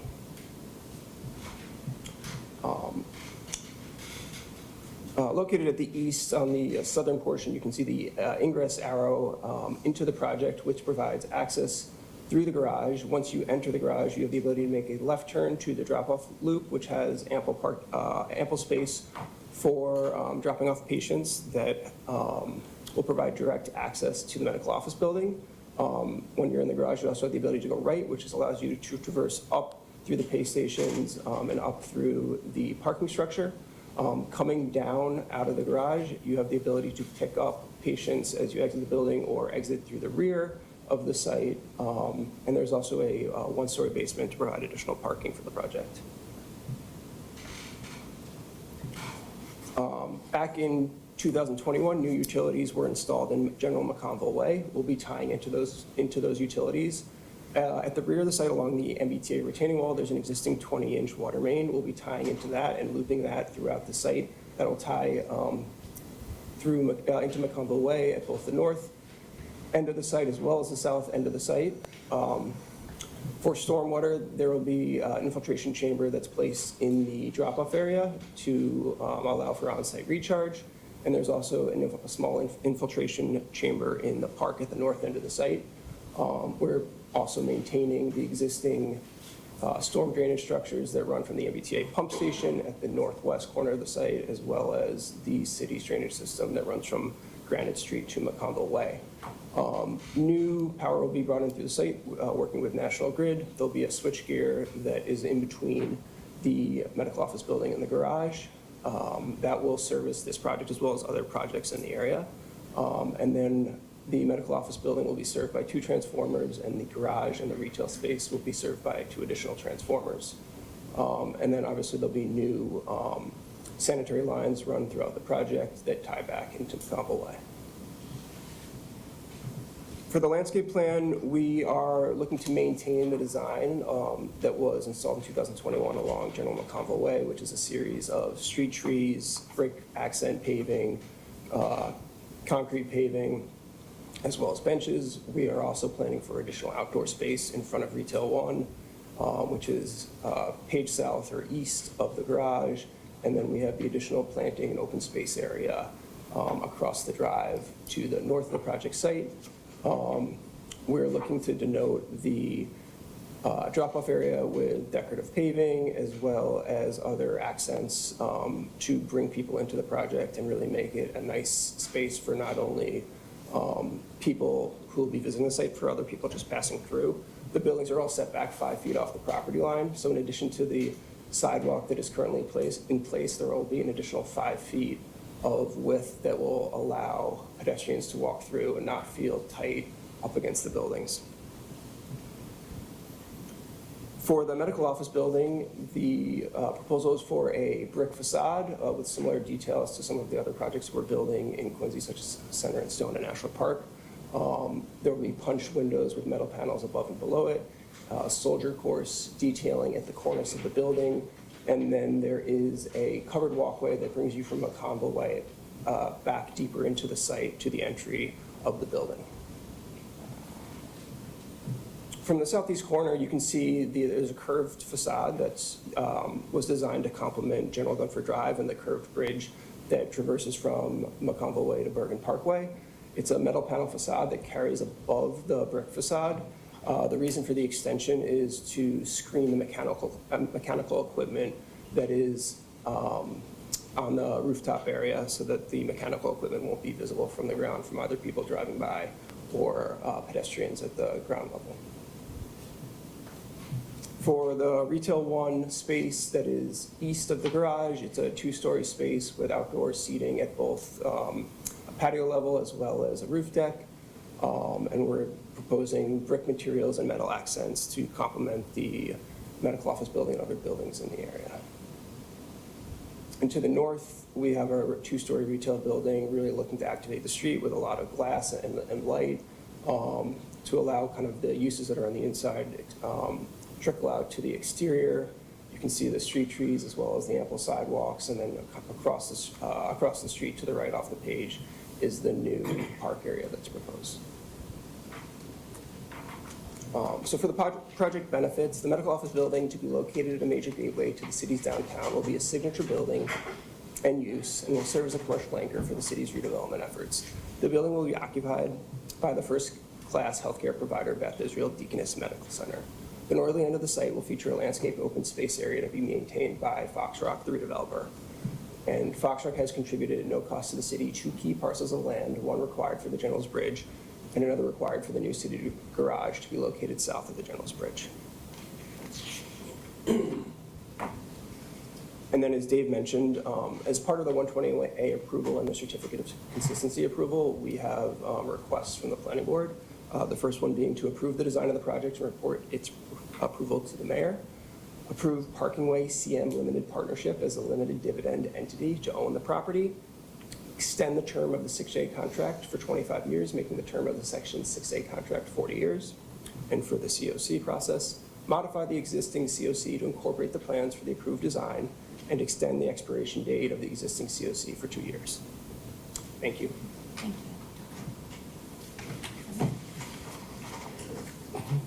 That's your presentation. Yeah, Okay, let me see if anybody has any questions. Any questions over here? No? I have a question. Sure. Yeah. On the retail component, do you have anybody interested, or do you talk to anybody in regards to the? We haven't started marketing it yet. We still have state approvals to go through for the medical office building, and so once we get further along, then we'll start to market it and draw interest.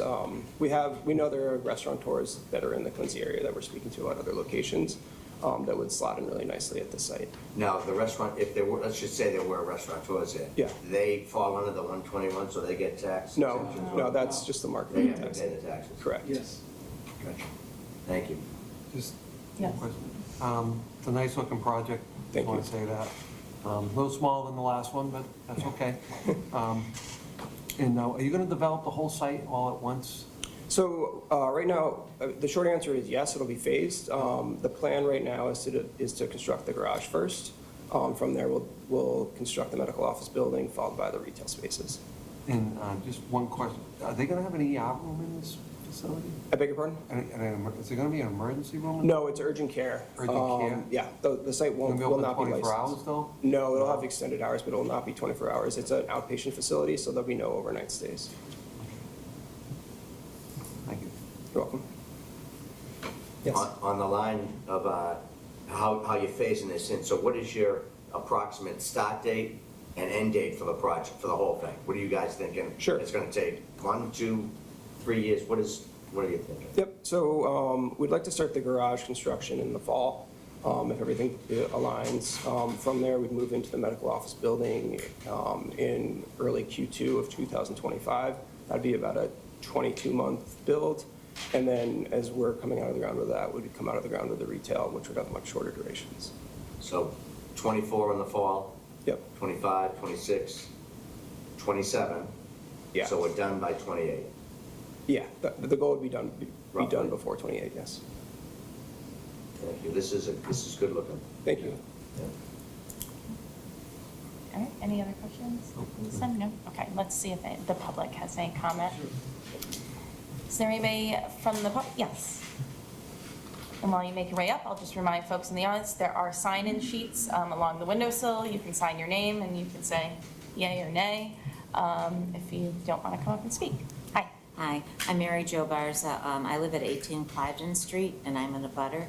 I do want to thank the board for a notice for this meeting, but when the October 11th meeting was held, we did not receive a notice, and we're even closer abutters. That wasn't a public hearing. That wasn't a public hearing, I believe. It was listed. It was Anyway. It was, yeah. Public It was a meeting. preliminary meeting in Yeah. front of the board, not an advertised public Oh, okay. hearing. Yes, yep. All right, because we received 3 notices for this one. But, Mhm. and then I just want to clarify, so, because the 40, the extension for 40 years is for the medical part. The other part of the building, does that have the 15-year exemption because it's in a blighted area for taxes? The medical office building? No, the other part of it, The retail, no.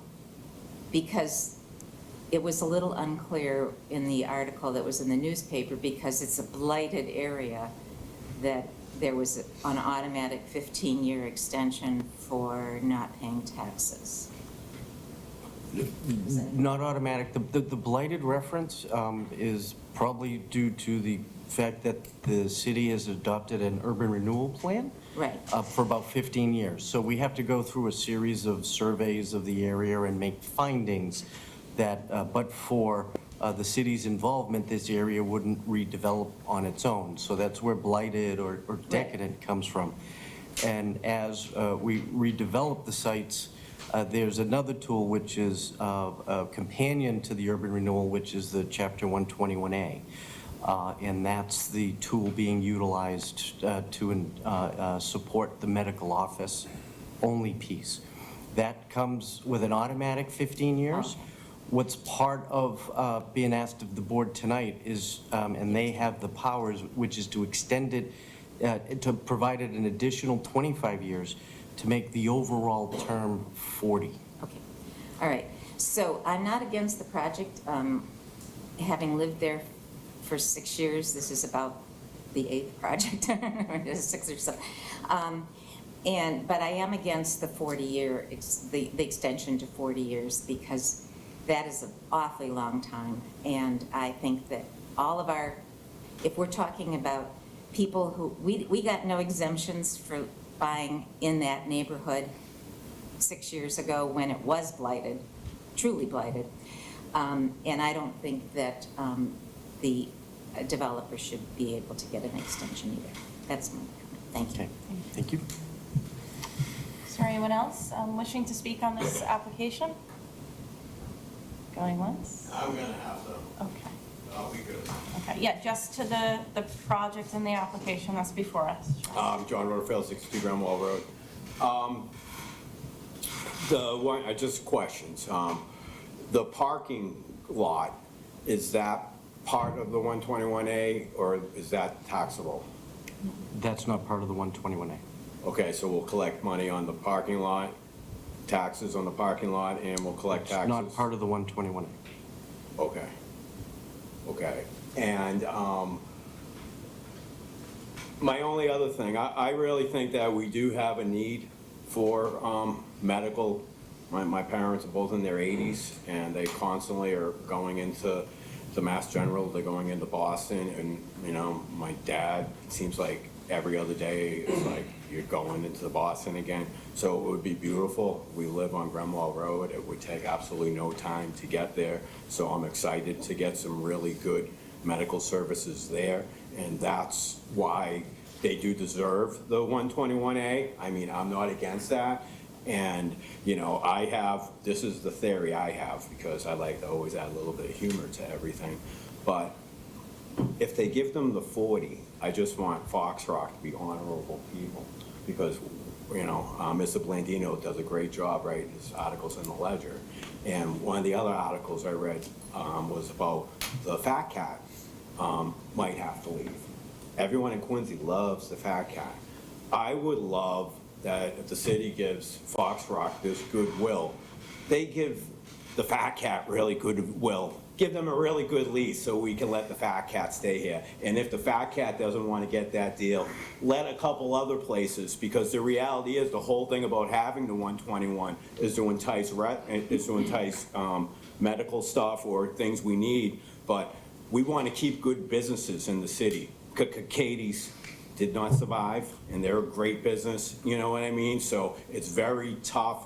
One of the things is rents. I know if there was a thing on the Quincy website for an RFP to get someone cheap rent, there'd be a whole bunch of people like looking for it. But Fox Rock can just pass that generosity off to another tenant so we can have a really good restaurant here. The town's in, you know, we need good restaurants in Quincy Center, and they need to pay good rent. The people who run those restaurants deserve to earn decent wages, and they can't be giving all their money to the landlords. And I don't feel bad for a landlord when we know that they've saved money here, so why not, you know, be generous there. So I'm for this project. I think this is one of the keys to the downtown to get it finished. I'd like to see this get finished by the time I'm 65, I'm 54.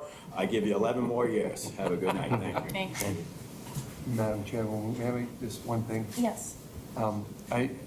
Josh, I'm sorry, when you're at the podium, you don't have to get up, when choosing contractors, please be considerate and choose a contractor that can hire men and women for the city of Quincy. It's a big project, it's a signatory, it's a project that's gonna be a big draw, and please be considerate so the men and women of Quincy could work on this project. Thank you. All right. Is there any other public comment on this?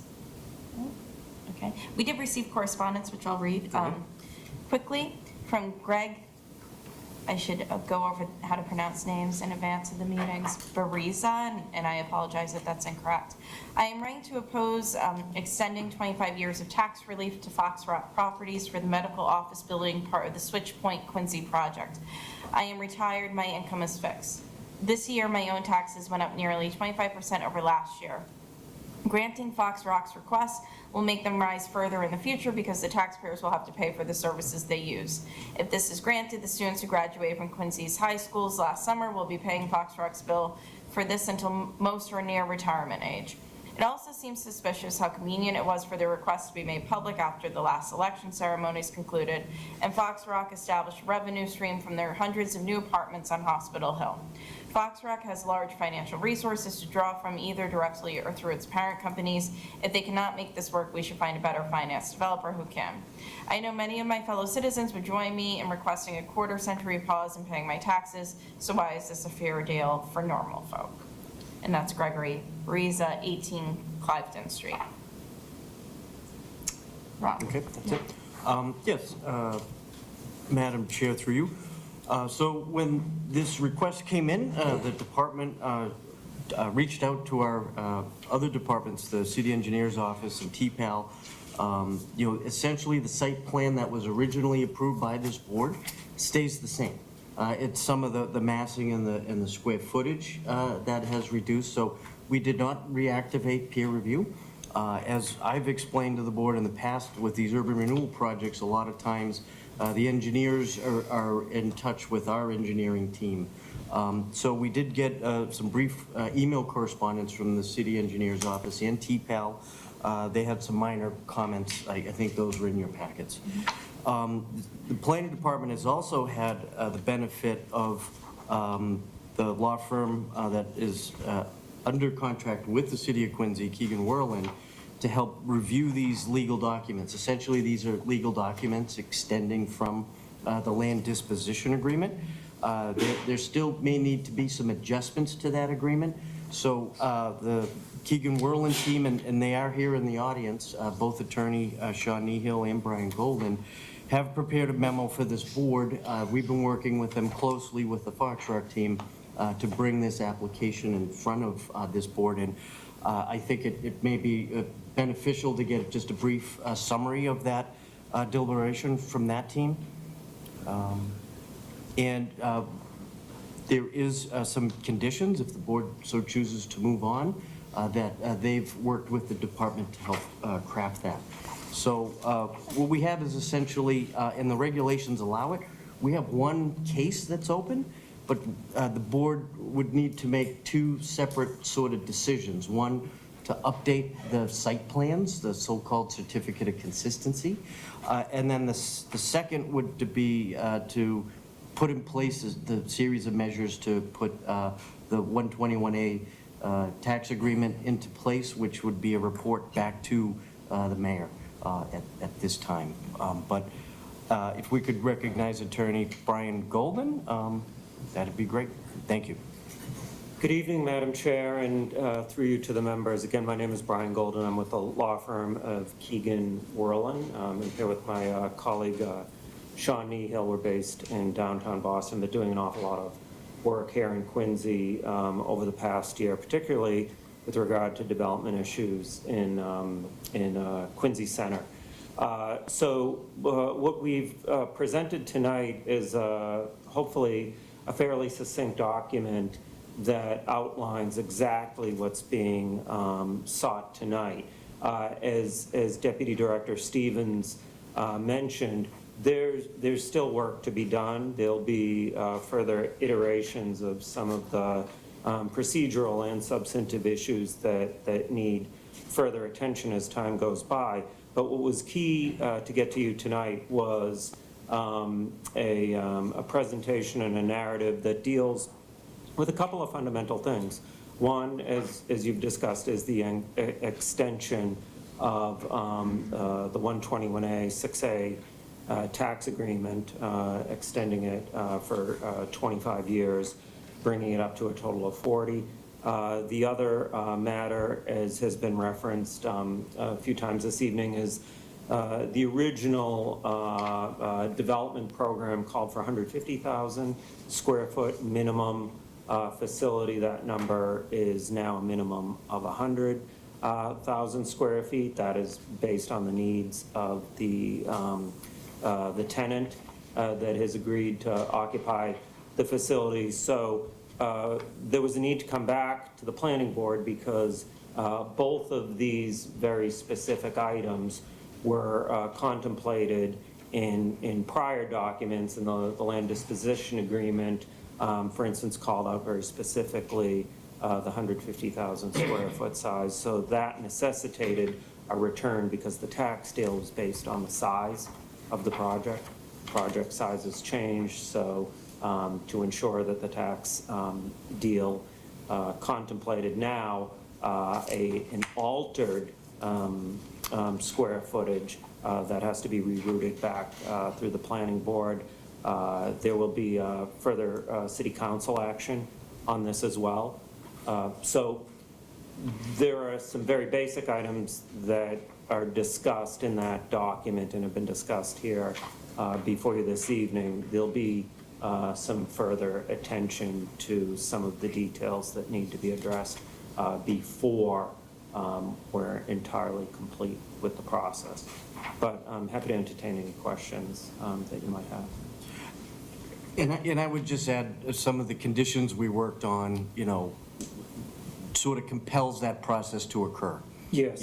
So we wanted to make sure this board was comfortable moving forward, and that we had the proper conditions to manage, the follow-on requirements. And you'll see that laid out in the document, what still has to be addressed. And we anticipate that these further conditions will be addressed in the coming months. So I have a question. Yes, sir. First of all, I'm all for this because I'm only a crane operator. but I don't understand Latin sometimes, but, so you gotta help me out a little bit here. So it says not to be assessed typical ad valorem real estate taxes. So does that mean in lieu of taxes, that Foxrock and the city would then come to an understanding? So in lieu of taxes, we do, whatever, I don't, is that what that means? No. No, what does that mean? So ad valorem taxes are basically just the conventional property taxes that the average person, the average business pays under Okay. Chapter 59 of state law. Yeah. So ad valorem just means based on value. So we all pay property taxes based on the Based on- value of our okay. property. So this building isn't going to be paying ad valorem property taxes, which are conventional property taxes. To your question, does it mean they'll be paying something else? Well, sometimes when there are these tax deals, there may be a pilot payment negotiated, which is a payment in lieu of taxes, not Chapter 59 taxes based on value, as is normal in state law, but maybe the municipality and the developer, the owner, come up with something different. Some tax relief, but you might pay something lesser, for instance, I think to your point. In this instance, the understanding is that the tenant, Beth Israel, which is providing an important medical service, healthcare facility with healthcare services that have been, called for over and over. I believe there's a strong sentiment in this city Oh, I that a get significant that. medical facility. I'm all for that. Yep, so that's why this is not going to be a taxed facility for those 40 years, for the healthcare uses. Again, just for the healthcare uses, but there is not a substitute or alternate payment being contemplated. And again, I'm not very smart about this, so. So this is kind of like what Menino had asked for with Harvard University, not Harvard, but with Boston University. Every He said to university, everyone. yeah. And I think the response from the university was, well, you want us to leave? We're not gonna pay anything. Well, you probably. Am I correct in this, Yeah. like, this, am I in the right circle here? So there's 30 colleges and universities in the city of Boston within the political boundaries. Each one of them had a different attitude. Some, to your point, Yeah. were absolutely not. We're not paying a payment in lieu of taxes. We're a tax exempt entity, we're not paying. That was some. Okay. Others probably did a pretty healthy job of coming up with an alternate payment. And then there was a whole bunch in the middle. We'll give you something, we're not gonna give you everything you want. I think it's safe to say not one single one of them is paying anything close to the Chapter 59, what they would have been paying if they were a taxable entity. But those 30 colleges and universities, they either pay no payment in lieu of taxes, or they pay something. I understand that. No one pays the full amount. I understand that. Thank you. No, thank you. Yeah. Yeah. Any other questions? No? Okay, thank you very much. Thank you. Thank you. So, there might be another public comment, yeah? Yes, I'll do this, yes. Michael Miller, 18 Cliveden Street. What I wanted to ask was,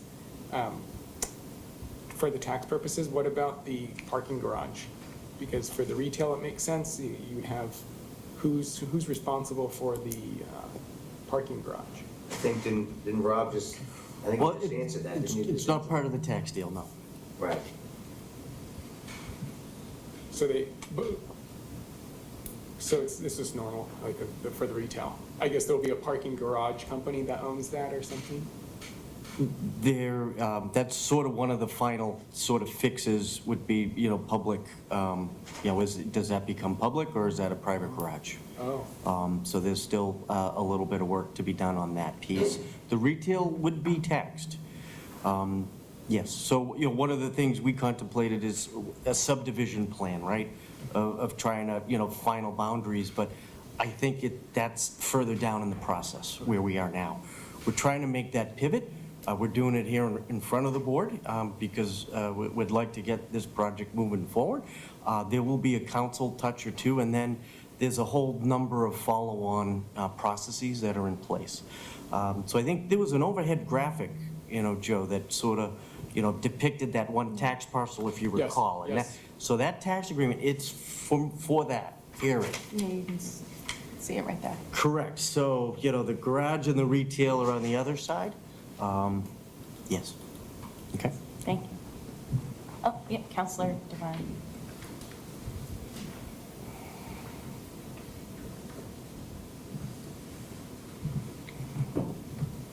James Devine, 117 Cross Street again.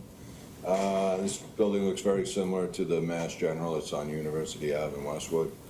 A lot of my neighbors, constituents, and friends, they've all been really concerned with getting a hospital back into Quincy. And I've been saying, I'm like, we're gonna have the next best thing, which is a large medical building that you'll be doing regular, like, I believe they're gonna be doing some very good surgeries, day surgeries, that you don't have to go in town to do. And so this is unbelievable. Very exciting for Quincy. So, thank you. Thank you. Okay. Any further comment? All right.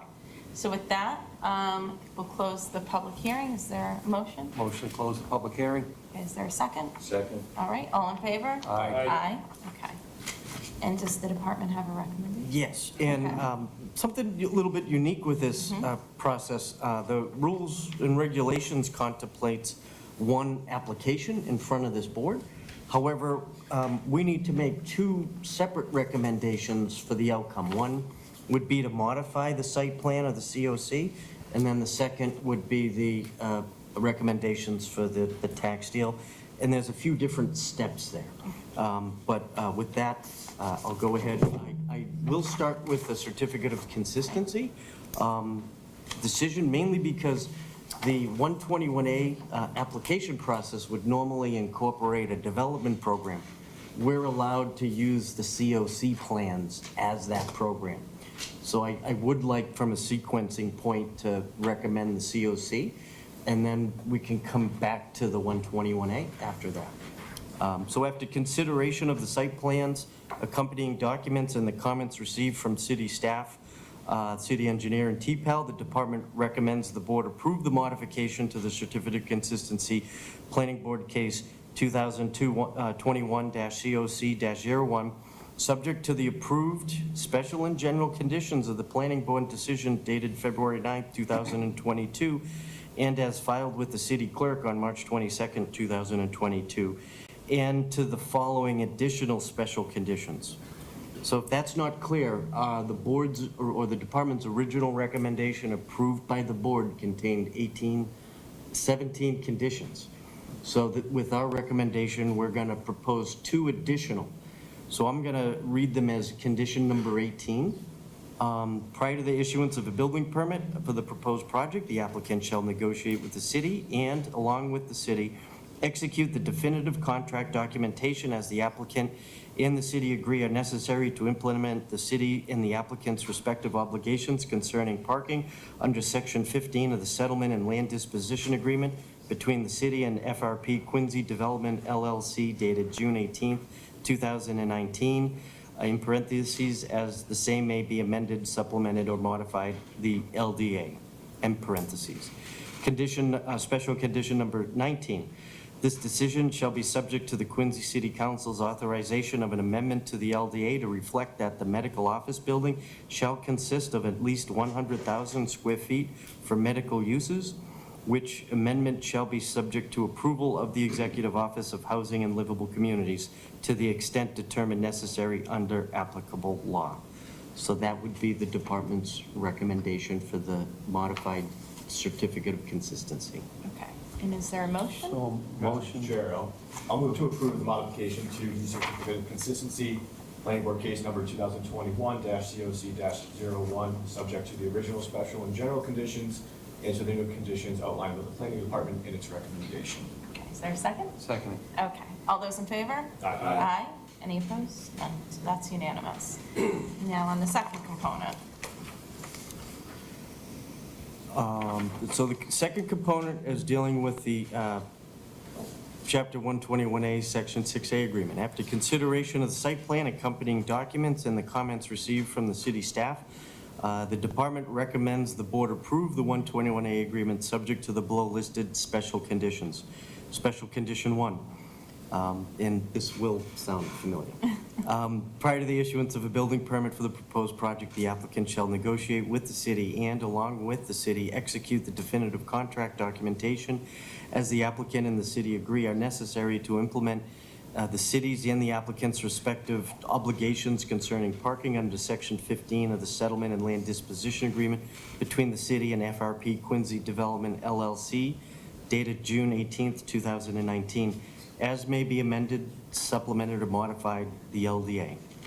Special condition number 2, this decision shall be subject to the Quincy City Council's authorization of an amendment to the LDA to reflect that the medical office building shall consist of at least 100,000 square feet for medical uses, which amendment shall be subject to the approval of the Executive Office of Housing and Livable Communities to the extent determined necessary under applicable law.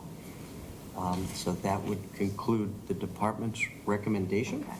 And on this one, we have to make certain findings. Correct. There is sort of 3 motions that will Okay. occur. Is there a motion? Madam Chair, I will move to approve the proposed project under Mass General Law, Chapter 121A, and the Special Act, subject to the conditions outlined by the Planning Department in its recommendation. Is there a second? Second it. Okay. All those in favor? Aye. Any opposed? No. Okay.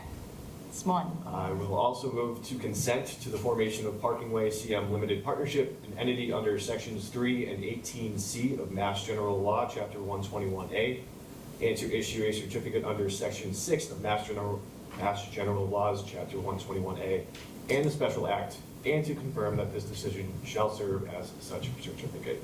Okay, is there a I'll second? second that motion. Okay. All those in favor? Aye. Any opposed?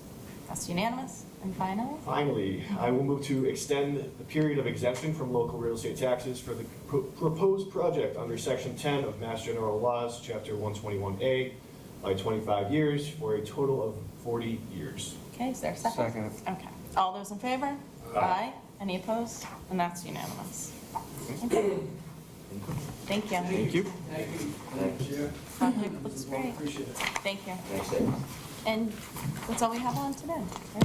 Very busy, No business Okay. items. Motion to adjourn? Second. so- Okay. Thank you. Excellent. Awesome.